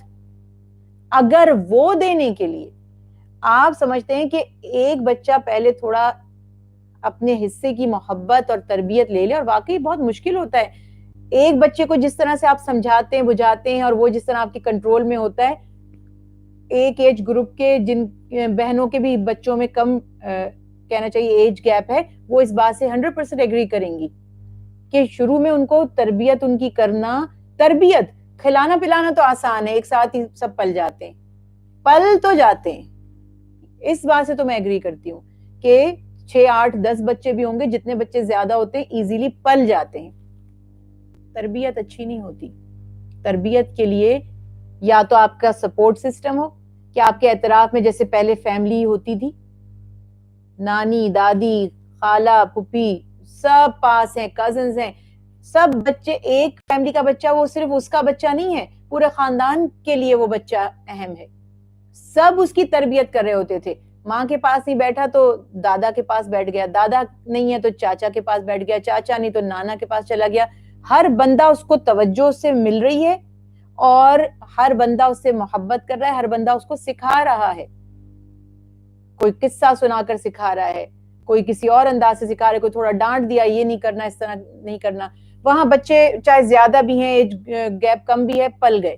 اب ایک ہم ماشاءاللہ سے آئسولیٹڈ ہو گئے ہیں، جو بھی ریزنز ہیں، اکیلے ہم بچوں کو پال رہے ہیں. اس صورت میں ایک لائن بچوں کی لگ گئی کیونکہ مولانا صاحب نے کہا کہ برتھ کنٹرول یا فیملی پلاننگ شریعت میں جائز نہیں ہے. تو آپ صرف وہ چلتے پھرتے انسان پیدا کر رہے ہیں، وہ مسلمان پیدا نہیں کر رہے. اس لیے یہ یاد رکھیے کہ صرف اس خیال سے کہ ان کو توجہ ملے اور اچھی تربیت ہو، تھوڑا سا اگر وقفہ کر لیا جائے تو پھر اس کو آپ قتل اولاد کنسیڈر نہیں کرتے. لیکن جب پریگننسی سٹارٹ ہو جاتی ہے تو پھر اس کو ابورٹ کرنا قتل ہی ہے، اس میں کوئی شک نہیں ہے. اور دوسری بات، اگر اس میں جان کا خطرہ ہے یا بیماری کا خطرہ ہے یا بیماری لگنے کا، تو اس میں علماء کرام نے اجازت دی ہے. ادروائز صرف اس لیے کہ بھائی بہت ارلی یہ بیبی ہے یا اب ہمیں نہیں چاہیے، تو یہ پہلے سوچنے کی باتیں ہوتی ہیں. بعد میں اس طرح سے یہ قتل اولاد ہی کے زمرے میں آئے گا. اللہ سبحانہ وتعالی سب کو معاف فرمائیں جن سے کوئی کوتاہی ہوئی ہو، اور اللہ کی رحمت سے انشاءاللہ امید بھی یہی ہے. اس کے بعد فرمایا کہ جاندار کو ناحق قتل نہ کرو. دیکھیے جاندار کو، جانور کو صرف کھانا ہے جن جانوروں کو، یا دوسری صورت میں جو موذی جانور ہیں جس سے جان کا خطرہ ہے یا جو اٹیک کر دے. ادروائز کسی جان کو، نہ کسی انسان کو ہم قتل کر سکتے ہیں، نہ کسی اور مخلوق کو بغیر کسی سبب کے. انسان کو کس سبب سے قتل کر سکتے ہیں؟ 2 اسباب ہیں، وہ بھی دیکھیے ہم اپنے سیلف ڈیفenس میں قتل کر سکتے ہیں، اور دوسرا اگر کسی نے جرم کیا ہے اس کی سزا میں وہ ہم نہیں کریں گے، وہ عدالت کا یا کورٹس کا یا جو ریلیونٹ ڈپارٹمنٹ ہے اس کا کام ہے، یہ بھی بالکل واضح رہے۔ اس کے بعد فرمایا یتیم کے مال میں ناجائز تصرف نہ کرو، وعدہ کرو تو اسے پورا کرو، ناپ تول پورا کرو۔ کیا چھوڑا؟ سب کچھ تو ہو گیا پورا۔ وعدہ پورا کرو، ناپ تول میں صرف اشیاء نہیں آتی، ہر کام میں جو آپ کی ڈیوٹی ہے اس کو پورا کرنا ہے، اس میں ڈنڈی نہیں مارنی، دیانت داری سے کام کرنا ہے۔ چلاؤ کام جس کو کہتے ہیں نا کہ بس کوئی دیکھ نہیں، اب گھر میں کام کرنے والے آتے ہیں، کوئی دیکھ نہیں رہا، موپ کر رہے ہیں، بس دو ادھر سے ادھر گھمائے، موپ رکھ دیا۔ کوئی بھی کسی بھی کام ہے، ٹیچرز بھی کر سکتے ہیں ہیرا پھیری، کوئی بھی کر سکتا ہے۔ ہر شخص کی جو ڈیوٹی ہے اس نے اپنا 100% دینا ہے، تبھی ناپ تول کا انصاف ہمارا حساب صحیح رہے گا، ورنہ نہیں۔ جس چیز کے بارے میں تحقیق نہ اس کے پیچھے نہ پڑو، یہ بہت خوبصورت ترین بات ہے کہ جس کے بارے میں کوئی ریفرنس نہیں ہے، کوئی دلیل نہیں ہے، نہ اس کو حرام کرنے پر تل جائیے اور نہ اس کو حلال کرنے پر، اور نہ اس کے پیچھے پڑیں، یعنی حجت بازی نہ کریں، بال کی کھال نہ نکالیں۔ جو کرنا ہے عمل جو واضح لکھ دیا کر لیں، اور جو نہیں لکھا نہیں کرنا چاہتے نہ کریں، اور جس کو منع بھی نہیں کیا گیا کوئی کر رہا ہے تو اس سے بحث میں نہ الجھیں۔ زمین پر اکڑ کر مت چلو، عاجزی، انکساری، ہمبل ہونا۔ دوبارہ فرما دیا کہ اللہ کے ساتھ کسی کو معبود نہ بناؤ۔ پھر مشرکین کے بارے میں فرمایا کہ وہ اللہ کی طرف بیٹیوں کی نسبت کرتے ہیں، یعنی اپنے لیے بیٹیاں پسند نہیں کرتے، اور کہتے ہیں اللہ کی معاذ اللہ فرشتے بیٹیاں ہیں، اور پھر آخرت کا انکار کرتے ہیں، اور بڑی حیرت سے کہتے ہیں کہ جب ہم مر کر بوسیدہ ہڈیاں اور چورا چورا ہو جائیں گے تو کیا ہم نئے سرے سے پیدا کیے جائیں گے؟ اللہ سبحانہ وتعالیٰ فرماتا ہے چورا تو ہوگا نا تمہارا، جب تمہیں اللہ نے پیدا کیا تو تمہارا چورا بھی نہیں تھا، کچھ بھی نہیں تھا، تمہارا ذرہ بھی نہیں تھا، کن کہہ کر تخلیق کر دیا، اب تو ذرات ہیں تمہارے۔ تو اس حوالے سے بتایا جا رہا ہے کہ مشرکوں کو ہمیشہ اسی بات پہ تعجب ہوتا رہتا ہے۔ پھر آپ کے حصی معجزات کا تذکرہ فرمایا گیا، آپ سے معجزات کا مطالبہ کرتے تھے، کبھی کہتے تھے تب ایمان لائیں گے جب زمین سے ہمارے سامنے چشمہ پھوٹنے لگے، کبھی کہتے تھے ہمارے لیے کھجوروں کا انگوروں کا باغ لہرا دیجئے، تب یقین کریں گے آپ اللہ کے نبی ہیں۔ کبھی کہتے تھے کہ آسمان کا کوئی ٹکڑا ہم پر گر جائے، یا آپ کہتے ہیں عذاب آئے گا تو لا کر دکھا دیجئے، کبھی کوئی فرمائش، کبھی کوئی اعتراض، یا اللہ اور فرشتوں کو ہمارے سامنے لے آئے تب ایمان لائیں گے۔ کبھی کہتے تھے ہمارے لیے سونے کا ایک گھر بنا دیں، گولڈ کا۔ یہ سب اعتراضات، حجت بازیاں، اور صرف ان کا انکار تھا۔ یہ معجزات وہ ایمان لانے کے لیے نہیں مانتے تھے۔ اللہ سبحانہ وتعالیٰ نے بھی ارشاد فرما دیا کہ کچھ بھی ان کو معجزہ دکھا دیا جائے گا یہ پھر بھی ایسے ہی نافرمانیوں میں لگے رہیں گے، ان کی پرواہ مت کیجیے۔ اسی طرح سے پچھلی قومیں بھی سوال کرتی رہی ہیں، معجزات دیکھ کر بھی جھٹلاتی رہی ہیں۔ اس کے علاوہ قرآن پاک کی عظمت اور صداقت کا اس صورت میں ذکر فرمایا گیا ہے، اس کے نزول کے مقاصد بیان کیے گئے ہیں۔ قرآن پاک کی تلاوت کا جو اجر و ثواب ہے وہ اسی لیے ہے کہ بار بار پڑھیں گے تو ہمیں احکامات یاد ہو جائیں گے اور ہم انشاءاللہ اس پر عمل بھی کریں گے۔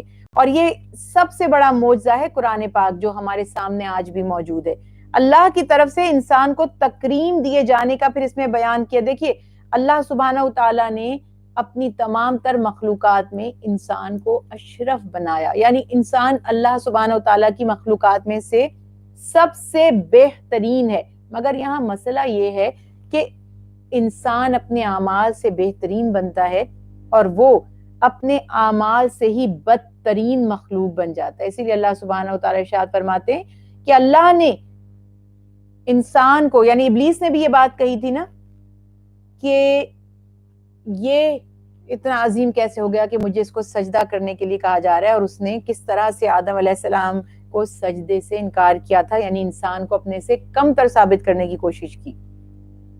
پھر نبی کریم صلی اللہ علیہ وسلم کی نماز تہجد کا جو حکم ہے اللہ سبحانہ تعالیٰ کی طرف سے، اس کا اس میں بیان کیا جا رہا ہے۔ دیکھیے تہجد کی نماز یعنی جو رات کے پچھلے پہر ادا کی جاتی ہے وہ امت کے لیے نفل ہے اور محمد مصطفیٰ صلی اللہ علیہ وسلم کے لیے فرض کا درجہ رکھتی ہے۔ اور ایک اور بہت ہی خوبصورت بات کہ فجر کے وقت قرآن پاک کی تلاوت، اللہ سبحانہ وتعالیٰ فرماتے ہیں وَالْقُرْآنَ الْفَجْرِ ان قرآن الفجر کان مشہودا، ان قرآن الفجر کان مشہودا، کہ یہ جو تم فجر کے وقت قرآن کی تلاوت کرتے ہو بیٹھ کر میرے فرشتے تمہارے ساتھ سنتے ہیں۔ سبحان اللہ۔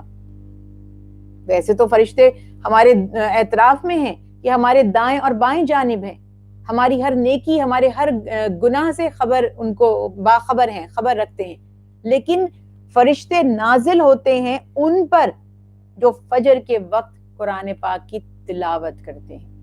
تو اس لیے تلاوت کا جو بہترین اور افضل وقت اگر آپ پوچھیں تو وہ نماز فجر کے بعد کا ہے۔ پھر وَمِنَ اللَّيْلِ فَتَحَجَّدْ بِهِ نَافِلَةً لَكَ، آپ صلی اللہ علیہ وسلم کے لیے فرمایا رات کے کچھ حصے میں تہجد پڑھا کیجئے جو آپ کے لیے اضافی عبادت ہے۔ یعنی یہاں پر اللہ سبحانہ و تعالی نے اپنے پیارے محبوب حضرت محمد مصطفیٰ صلی اللہ علیہ وسلم سے فرمایا کہ اللہ سبحانہ و تعالی نے آپ کے لیے اسے خاص کیا۔ دیکھیے نبی ہمارے جیسے نہیں ہے، ہم پر نفلی ہے تہجد، ہم پر 5 نمازیں فرض ہیں، اور محمد مصطفیٰ صلی اللہ علیہ وسلم پر 6، اور اس کے عوض عطا کیا کیا جا رہا ہے وہ بھی تو دیکھیے۔ تہجد کے وقت حدیث مبارک ہے نا، اللہ سبحانہ وتعالی آسمان دنیا پر تشریف لاتے ہیں، فرماتے ہیں کوئی جو مجھ سے مانگے تو میں اس کو عطا کر دوں، ہے کوئی جو مجھ سے بخشش چاہے تو بخشش دے دوں۔ اپنے حبیب کو کیا دیا اس نماز تہجد کے بدلے میں، سنیے، آسا ان یبعث ربک مقاما محمودا، بہت جلد آپ کا پروردگار آپ کو مقام محمود پر پہنچا دے گا۔ مقام محمود کیا کسے کہتے ہیں؟ مقام کہتے ہیں کھڑے ہونے کی جگہ، یا ہم یوں کہہ سکتے ہیں کہ اسٹیٹس یا مقام۔ فرمایا قابل تعریف مقام، جہاں سب آپ کی تعریف فرما رہے ہوں گے۔ آپ صلی اللہ علیہ وسلم کے حدیث مبارکہ ہے کہ ایک جھنڈا میرے ہاتھ میں ہوگا جس کو لواہ الحمد کہا گیا، اور سب انبیاء علیہ السلام اور مومنین میرے جھنڈے کے پیچھے ہوں گے۔ سب سے پہلے جو جنت کا دروازہ کھولے گا، یا سب سے پہلے جس کے لیے جنت کا دروازہ کھولا جائے گا وہ میں ہوں گا، اللہ کے حبیب فرما رہے ہیں۔ یہ مقام محمود مقام شفاعت ہے جس کی ہم روزانہ دعا کرتے ہیں کہ اے اللہ اپنے محبوب کو وہ مقام عطا فرما دیجئے، مقام محمود جس کا آپ نے ان سے وعدہ فرمایا ہے، اور ہم کو قیامت کے دن ان کی شفاعت نصیب فرمائیے۔ یہ دعا ہوتی ہے، اور یہ آیت اگر آپ چاہیں تو سورہ بنی اسرائیل کی آیت 79 آپ مارک کر سکتے ہیں، آپ کو اس کی ڈیٹیل پڑھیے انشاءاللہ۔ بہت ہی اللہ سبحانہ وتعالی مقام جو عطا کیا اپنے حبیب کو وہ آپ کے سامنے ظاہر فرما دیا جائے گا۔ پھر حضرت موسیٰ علیہ السلام اور فرعون کا قصہ ہم بہت دفعہ بیان کر چکے ہیں، وہ بیان کیا گیا۔ قرآن پاک تھوڑا تھوڑا کر کے امت کو کیوں عطا کیا گیا، اس کی حکمت کہ امت اسے یاد کر لے، سمجھ لے، اور اس پر ساتھ ساتھ عمل کرتی جائے، یعنی پریکٹس کرتے جائیں، اور بالکل اچھی طرح وہ دل و دماغ میں ان کے اتر جائے۔ سورت کے آخر میں بتایا گیا کہ اللہ سبحانہ وتعالیٰ کا کوئی شریک نہیں ہے، وہ اولاد سے پاک ہے، اور اسی طرح سے بتایا کہ سارے پیارے نام جنہیں ہم کہتے ہیں اسماء الحسنہ، صرف اور صرف اللہ سبحانہ وتعالیٰ کے لیے ہیں، اسی کے لیے حمد ہے، ہر تعریف اسی کی ہے۔ اور اسی لیے اللہ سبحانہ وتعالیٰ کے اگر موقع ملے کم از کم دن میں ایک مرتبہ یہ 99 نیمز جو ہیں پڑھ لیے جائیں، بہت فضیلت ہے، بہت برکت ہے، بہت مغفرت کا یہ سبب بنیں گے انشاءاللہ۔ پھر آگے الحمدللہ اللہ کے حکم سے سورۃ الکہف شروع ہو رہی ہے۔ کہف کہتے ہیں غار کو، کیو۔ اس میں غار والوں کا ایک واقعہ بیان کیا گیا ہے جو بہت بڑا معجزہ ہے اس زمانے کا، اور اصل میں بات یہ ہے کہ بہت سے لوگ ہر دور میں موت کے بعد کی زندگی کا انکار کرتے آئے ہیں، تو اس حوالے سے اس میں ان کو بھی دلیل مل گئی کہ واقعی اللہ سبحانہ وتعالیٰ کیسے مردوں کو زندہ کرنے پر قادر ہے۔ اور سورہ کہف کی فضیلت میں بے شمار احادیث نبوی صلی اللہ علیہ وسلم ہیں۔ امام احمد، مسلم اور نسائی نے حضرت ابو دردہ رضی اللہ تعالیٰ عنہ سے نقل کیا، اور الحمدللہ میری ساری بہنیں اس کو جانتی بھی ہیں، کہ فرمایا جو شخص سورہ کہف کی آخری 10 آیات پڑھے گا وہ دجال کے فتنے سے محفوظ رہے گا۔ اسی طرح یہ بھی اہل علم کہتے ہیں کہ نبی کریم صلی اللہ علیہ وسلم کی سنت مبارکہ اور تعلیمات ہیں کہ جمعے کے دن یا رات میں، اب یہ دن یا رات کو ذرا میں کلیئر کر دوں، تھرسڈے کو مغرب کے بعد یا فرائیڈے کو مغرب سے پہلے یہ ٹائم ہے سورہ کہف کی تلاوت کا۔ فرمایا جو شخص جمعے کے دن یا رات میں سورہ کہف پڑھے تو نبی کریم صلی اللہ علیہ وسلم نے فرمایا اس کے لیے 2 جمعوں کے درمیان نور ہوگا، اور اللہ سبحانہ وتعالیٰ ان دونوں جمعوں کے درمیان خدا نخواستہ سے جو کوتاہیاں ہوئی ہیں، گناہ ہوئے ہیں، اپنی رحمت سے انہیں معاف فرمائیں گے۔ اب یہاں پر ایک اور بڑی دلچسپ بات ہے، دیکھیے سورت کی جو ابتدا ہو رہی ہے، بسم اللہ الرحمن الرحیم، الحمدللہ الذی انزل علی عبدہ الکتاب، الحمد سے۔ تو یہ بھی یہاں پہ بہت اہم بات ہے کہ سورہ کہف ان 5 سورتوں میں سے ہے جن کی ابتدا الحمد سے ہوئی ہے، یعنی ایسی 5 سورتیں ہیں جن میں الحمدللہ کون کون سی ہے؟ سورہ فاتحہ، سورہ انعام، سورہ سبا، سورہ فاطر، اور یہ سورہ جس کو الحمد سے شروع کیا گیا۔ بہت عظیم اس کی صفات ہیں اور بہت ہی برکتیں ہیں۔ اسی طرح سے سورت کا جو آخری دور کے فتنوں سے خاص تعلق ہے، اس میں تذکرہ بھی کیا جا رہا ہے کہ دجال، وہ دجال کیا ہے؟ بہت سی آپ نے اس کے بارے میں باتیں سنی ہوں گی، بس یہ سمجھ لیجئے کہ شیطان ہے، شیطانی طاقت ہے، کسی بھی شکل میں ہو، کسی بھی فارم میں ہو، بس اس کا مقصد ہے ہمیں اللہ سبحانہ تعالی کی فرما برداری سے روکنا، ہمیں شرک اور کفر اور ظلم کی طرف راغب کرنا۔ تو یہ ہم خود سوچیں گے کہ ہمارے سامنے دجال کون ہے، یہ بات ہمیشہ ہمیں یاد رکھنی ہے۔ اور اسی طرح سے اللہ سبحانہ وتعالیٰ نے اس کی جو حدیث مبارکہ میں فضیلت بتائی گئی، کیونکہ اس میں فتنوں کا تذکرہ کیا گیا ہے تو واقعہ بھی بتا دیا کہ اللہ سبحانہ وتعالیٰ نجات کیسے عطا فرما سکتے ہیں۔ پھر سورہ کہف میں جو واقعات بیان کیے گئے ہیں، 3 قصے ہیں، 3 تمثیلیں ہیں، ایگزامپلز ہیں، یا سٹوریز کہہ لیجئے، مثال کہہ لیجئے، واقعات کہیے۔ پہلا قصہ اصحاب کہف کا ہے۔ یہ چند افراد تھے جو ایمان لائے اور جو بادشاہ وقت تھا، جو مشرک تھا، اس کے خلاف کھڑے ہوئے، جس کا نام بتایا جاتا ہے دقیانوس، ایک اس بادشاہ کا نام تھا جو انہیں بت پرستی پر مجبور کرتا تھا۔ وہ ہر ایسے شخص کو قتل کر دیتا تھا جو اس کی دعوت کو نہ مانے۔ اللہ سبحانہ وتعالی نے پورا واقعہ، اس میں اس کا صرف خلاصہ آپ کے سامنے پیش کر رہی ہوں، مثال قائم کی ہے ان کی عظمت کی۔ ان نوجوانوں نے ایک طرف ان کو اس نے لالچ بھی دیا کہ تمہارے لیے دولت کے انبار لگا دیے جائیں گے، تمہیں خاص اپنا بنا لیا جائے گا، ان کو دھمکی بھی دی ہر طرح سے کہ یہ کسی طرح سے بت پرستی پر آ جائیں۔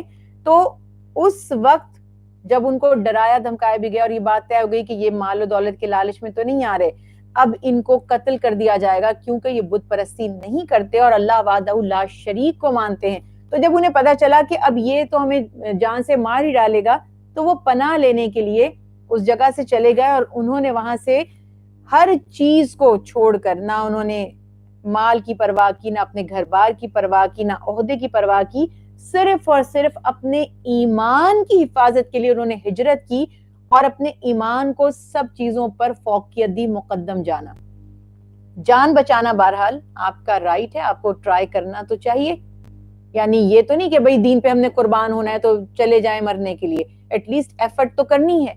تو اس میں یہ بتا دیا گیا کہ وہ اپنی جان بچانے کے لیے وہاں سے چلے گئے، چلتے چلتے شہر سے بہت دور ایک پہاڑ پر پہنچ گئے جہاں ایک غار تھی، تو انہوں نے اس غار میں پناہ لے لیا، کہہ لیجیے کہ اس غار میں وہ پہنچ گئے۔ جب غار میں انہوں نے پناہ لینے کی نیت سے داخل ہوئے تو اللہ کی قدرت کا مظاہرہ ہوا اور اللہ سبحانہ وتعالیٰ نے ان پر نیند کی کیفیت طاری کر دی۔ وہ سب کے سب جو تھے سو گئے۔ تعداد ان کی قرآن پاک سے اور حدیث مبارکہ سے ثابت نہیں ہے کہ کتنے تھے، کوئی کہتا ہے 5، کوئی 6، کوئی 8، کتنے بھی تھے، ہمیں اس سے کوئی فرق نہیں پڑتا کہ ہمیں ان کی تعداد پتہ چل جائے۔ مقصد سمجھ آ گیا، بات سمجھ آ گئی، اللہ کی قدرت سمجھ آ گئی، تو بس اتنا ہی ہمارے لیے جاننا کافی ہے۔ اس لیے وہی جو بھی ہم بات کر رہے تھے نا، جو بات پتہ نہ اس کے پیچھے نہ پڑے. تو یہ پروف کرنے کے لیے، اور اس پہ اپنا وقت بھی مت لگائیے کہ میں ذرا پتہ تو لگاؤں کہ ان کی تعداد کتنی تھی. یہ ضرور ہے کہ قرآن پاک نے بتایا کہ 309 سال تک، کتنے؟ 309 309 سال تک وہ نیند کی کیفیت میں رہے، سوتے رہے. سورج طلوع ہوتا تھا مگر اللہ سبحانہ وتعالی ان کے چہرے پر اس کی جو روشنی ہے وہ پڑنے نہیں دیتے تھے کہ ان کی نیند خراب نہ ہو. ان کی کروٹیں بدلی جاتی تھی. اور بتاتے ہیں کہ اصحاب کہف کا ایک کتا تھا جو غار پر پاؤں پھیلائے وہ بھی چوکیداری کر رہا تھا. تو یہاں پہ یہ میں پوائنٹ نکالتی ہوں کہ اللہ کے نیک بندوں سے منسوب چیزیں بھی مبارک ہو جاتی ہیں اور اہم ہو جاتی ہیں. اصحاب کہف کا کتا بھی قابل تعریف ہو گیا، اس کو بھی مقام اور مرتبہ دے دیا گیا، قرآن میں اس کا تذکرہ بھی کیا گیا. جب وہ نیند سے بیدار ہوئے تو بھوک فیل ہوئی انہیں 309 سال کے بعد. اب انہیں آئیڈیا نہیں ہے کہ کتنے سال وہ اس کیفیت میں ہیں.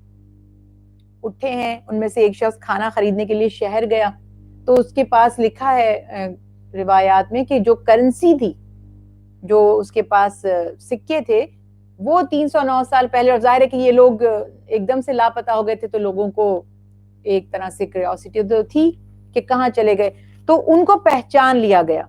وہ پورا واقعہ یہاں بتایا جا رہا ہے. ظاہر ہے 3 صدیوں میں حالات تو بالکل بدل گئے تھے. وہ جو مشرک تھا، بت پرست تھا، وہ ختم ہو گیا تھا. اب جس کی حکومت آئی تھی وہ موحد تھا، توحید کو ماننے والا، اللہ کو ماننے والا تھا. تو چونکہ انہوں نے اپنے ایمان کی خاطر گھر بار چھوڑ دیے تھے تو وہ ان کی بہت تائید کرنا چاہتا تھا، ان کی مدد کرنا چاہتا تھا، لیکن اللہ سبحانہ وتعالیٰ نے، جو اللہ کی حکمت تھی، دوبارہ ان کو ایسی کیفیت میں دوبارہ ڈال دیا گیا اور وہ دوبارہ سے نیند کے آغوش میں چلے گئے، پھر انتقال کر گئے. اور وہاں اس مقام پر اللہ کے حکم سے جو دل میں اللہ نے ان کے بات ڈالی، انہوں نے ایک یادگار کے طور پر مسجد بھی تعمیر کی. تو قصے میں یہ پتہ چلا کہ مومن کو ایمان کے سلسلے میں سب سے زیادہ کیئرفل ہونا چاہیے، حساس. آپ کی کوئی بھی چیز، آپ کا دنیا کا کوئی بھی نفع، کوئی بھی رشتہ، کوئی بھی تعلق، کوئی بھی عہدہ ایمان سے بڑھ کر نہیں ہونا چاہیے. تو یہی چیز بتا دی گئی کہ مادیت اور ایمان دونوں میں سے خدا نخواستہ اگر ایسی کیفیت آ جائے کہ آپ کو ایک کو چوز کرنا پڑے تو وہی بچے گا دنیا میں بھی اور آخرت میں بھی جو ایمان کو ترجیح دے گا. جو دنیا کو ترجیح دے گا وہ رسوا ہوگا. دنیا میں بھی دنیا اس کے ہاتھ نہیں آئے گی، اور آخرت میں تو بالکل ہی تباہی ہو جائے گی، اس کی پوری آخرت ہی تباہ ہو جائے گی. اس کے بعد اللہ سبحانہ وتعالیٰ نے حضرت موسیٰ علیہ السلام اور حضرت خضر علیہ السلام کا واقعہ بیان کیا ہے. موسیٰ علیہ السلام کو جب اللہ سبحانہ وتعالیٰ کی طرف سے یہ بتایا گیا کہ سمندر کے کنارے پر ایک ایسے شخص رہتے ہیں جن کے پاس ایسا علم ہے جو موسیٰ علیہ السلام کے پاس نہیں ہے، تو آپ ان کی تلاش میں نکل کھڑے ہوئے. یہاں پر کتنا اہم معاملہ ہے. دیکھیں، ہمیں 2 باتیں پتہ چل جائے نا تو ہم سوچتے ہیں سب سے بڑے عالم ہم ہی ہیں. کسی اور سے سننا نہیں چاہتے، کسی اور سے سیکھنا نہیں چاہتے. اکثر لوگ کہتے ہیں ہاں یہ جو آپ نے بات بتائی ہے ہمیں پہلے سے ہی پتا تھی، یا جب ہمارے ٹیچر ہمیں بتا رہے ہوتے ہیں یہ تو سب جو ٹیچر بتا رہے ہیں ہمیں پہلے سے پتا ہے. تب بھی ہم ٹیچر کے مقام پر نہیں پہنچ سکتے. ان کا علم بہت سالوں کا ہے، ان کا تجربہ بہت زیادہ ہے. تو اس لیے یہ انبیاء علیہ السلام کی بھی سنت ہے کہ صاحب کتاب ہوتے ہوئے، توریت کے حامل ہوتے ہوئے، صاحب توریت ہوتے ہوئے، جب موسیٰ علیہ السلام کو بتایا جاتا ہے کہ ایک شخص کے پاس ان سے بھی زیادہ علم ہے، ان پر کتاب نہیں اتری، تو فرمایا میں جانا چاہتا ہوں سیکھنے. پتا چلا کہ آپ کو اگر پتا ہے کہ کسی کا علم آپ سے زیادہ ہے تو اس کی قدر کیجئے اور اس کو مانیے. اس میں ہماری انا بیچ میں نہیں آنی چاہیے. ہمیں اسی لیے حدیث مبارکہ میں بتا دیا گیا کہ مہد سے لحد تک جب تک آپ زندہ ہیں علم کا پروسیس ختم نہیں ہوتا. لرننگ پروسیس ہمارا ہمیشہ رہتا ہے. ہر دن ہم سیکھتے ہیں، ہر دن ہمیں کچھ نہ کچھ سکھاتا ہے، ہر شخص ہمیں سکھاتا ہے، جاہل سے جاہل بھی آپ کو سکھاتا ہے. تو یہ بات ہوتی ہے یہاں پر کہ سمجھیں.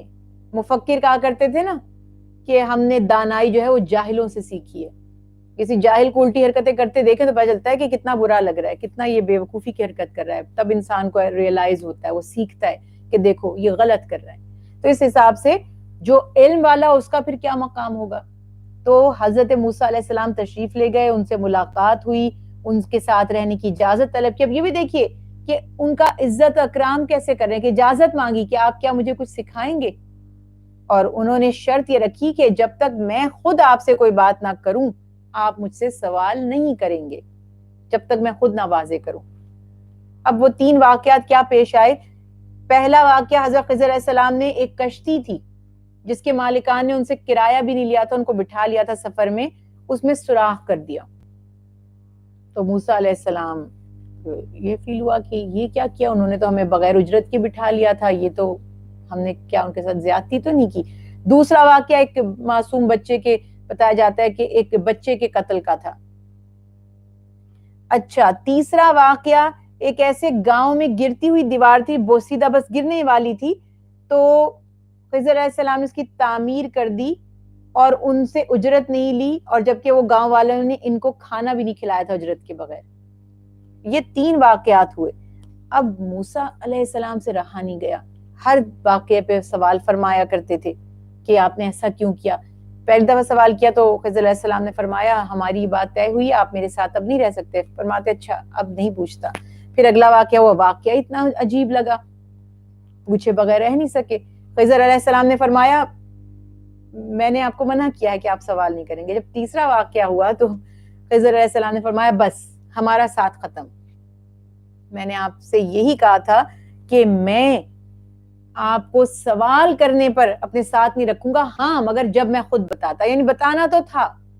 اب انہوں نے فرما دیا آپ میرے ساتھ نہیں چل سکتے, اب ہمارا جدا ہونے کا, الگ ہونے کا وقت آ گیا ہے.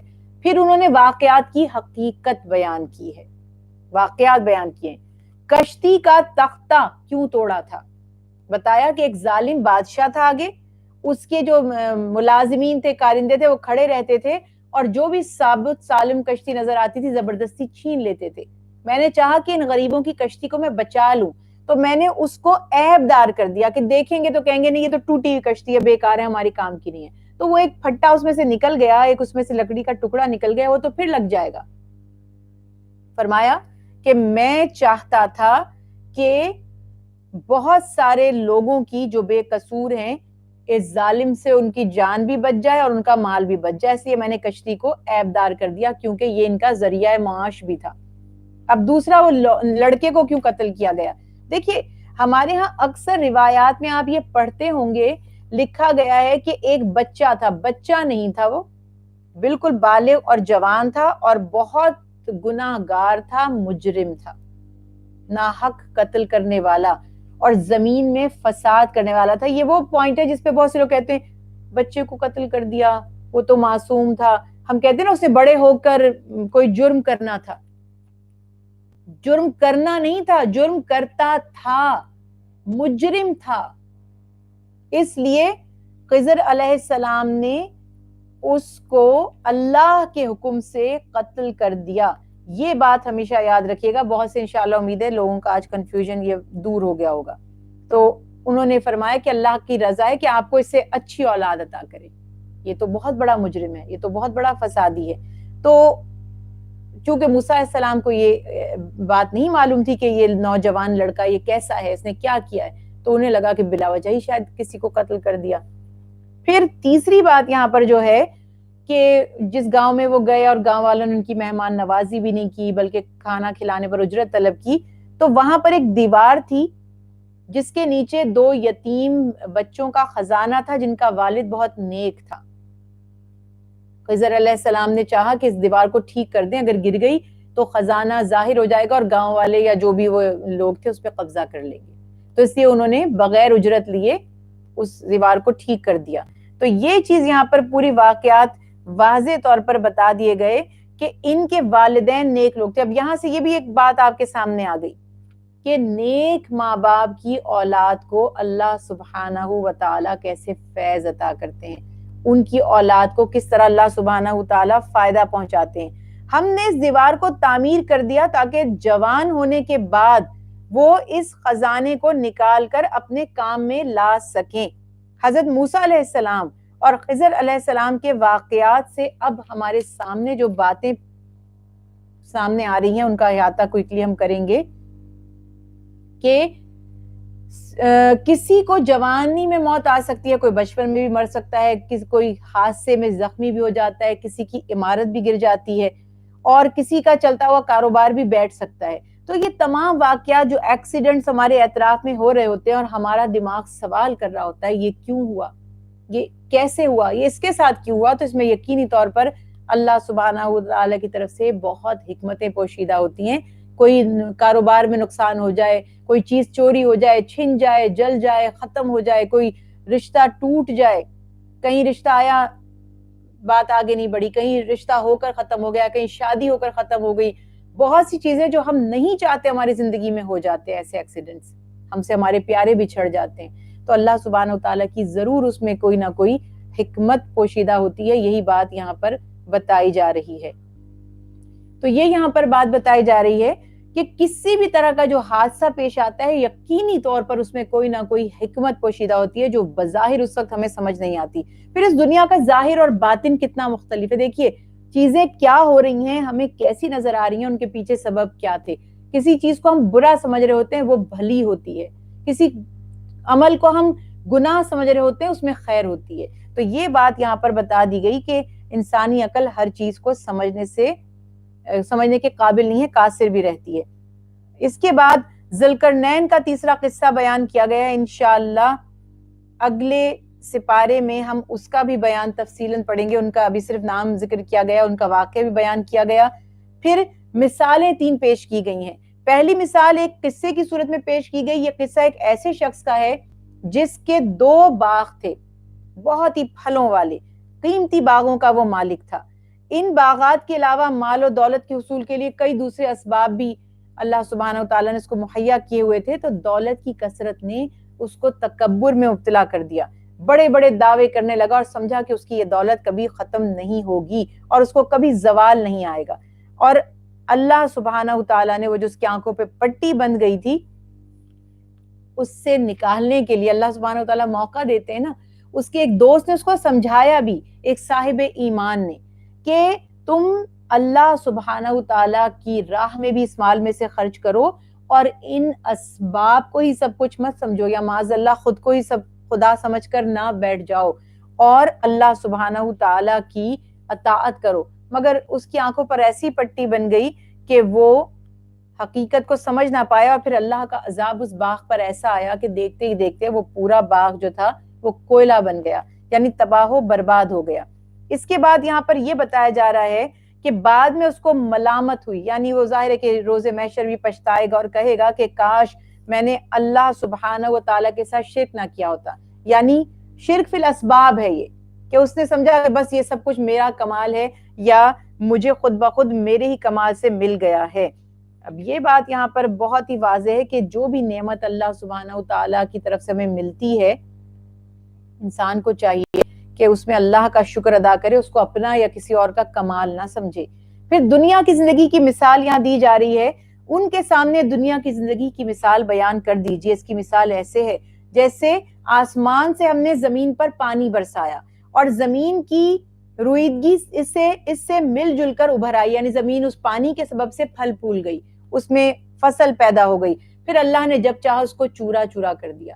یعنی یہ سارا کا سارا اختیار اللہ سبحانہ و تعالیٰ کا ہے، اس کے سوا کسی کی قدرت نہیں۔ وہ جب چاہے کھیتوں کو لہلہا دے اور جب چاہے فصلوں کو تباہ کر دے۔ یہی دنیا کی مثال ہے کہ زوال اور فنا میں دنیا کی زندگی اس بارش کی طرح ہے جو آسمان سے برستی ہے اور اس سے پوری زندگی لہلہا جاتی ہے۔ یعنی ہمیں زندگی ملی، ہم نے سمجھا بس یہی ہماری دنیا ہے، آسودگی مل گئی تو ہم کھلکھلا اٹھے اور اس کو ہمیشہ کا سامان سمجھ لیا۔ ایک لمحہ زوال آتا ہے، انسان نہیں رہتا یا اس کا مال نہیں رہتا، سب کچھ ختم ہو جاتا ہے، تو بے وقوف لوگ جو ہوتے ہیں، جو عقل مند نہیں ہوتے، وہ اس زندگی سے دھوکہ کھاتے ہیں۔ اہل ایمان دھوکہ نہیں کھاتے، وہ جانتے ہیں کہ سب دینے پر اور سب واپس لے لینے پر اللہ ہی قادر ہے۔ پھر اصحاب عقل جانتے ہیں کہ یہ دنیا کی زینت ہے، بے شک ہمیں اللہ کی نعمتوں کی قدر کرنی چاہیے، شکر کرنا چاہیے، ان سے لطف اندوز ہونا چاہیے، مگر اسے اللہ کی جانب سے مان کر اللہ کی شکر گزاری اور اس کی اطاعت میں آگے بڑھتے رہنا چاہیے، صدقہ خیرات بھی کرنی چاہیے، اللہ کا ذکر بھی کرنا چاہیے اور انسانوں سے ہمدردی بھی کرنی چاہیے۔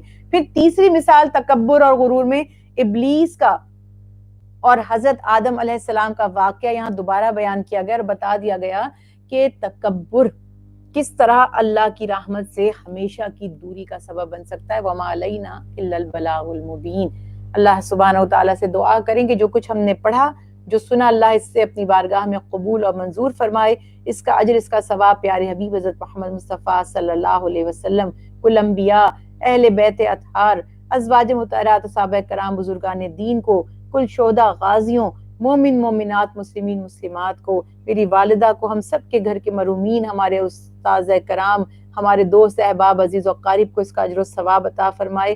اللہ کل مومن مومنات کے درجات بلند فرمائے. ہمیں ہماری قیامت تک کی نسلوں کو اپنا فرما بردار، اطاعت گزار بنائے. ہمیں ناگہانی آفات، ناگہانی موت، شیطان کے شر حاسدوں کے حسد اور ریاکاری سے محفوظ فرمائے. اللہ سبحانہ و تعالی جتنے لوگ دعائیں کر رہے ہیں، جنہوں نے دعاؤں کے لیے کہا ہے، سب کی نیک اور جائز خواہشات کو پورا فرمائے. یا اللہ سب کی بیماریاں، سب کی محتاجیاں، سب کے دکھ، سب کی پریشانیاں اپنی رحمت سے دور فرما دیجئے. ہمیں دنیا اور آخرت میں ہر کسی کے سامنے رسوائی سے محفوظ فرمائیے.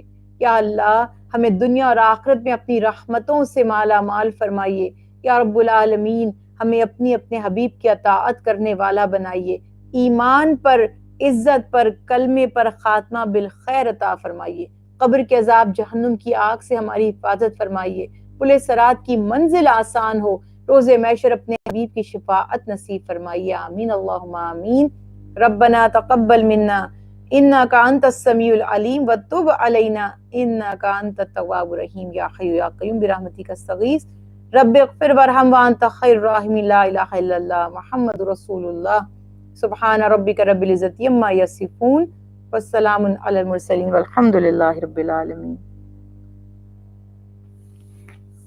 برحمتک یا ارحم الراحمین. انشاءاللہ اللہ سبحانہ وتعالیٰ کے حکم سے کل آپ سب سے ملاقات ہوگی. فی امان اللہ. السلام علیکم ورحمۃ اللہ وبرکاتہ.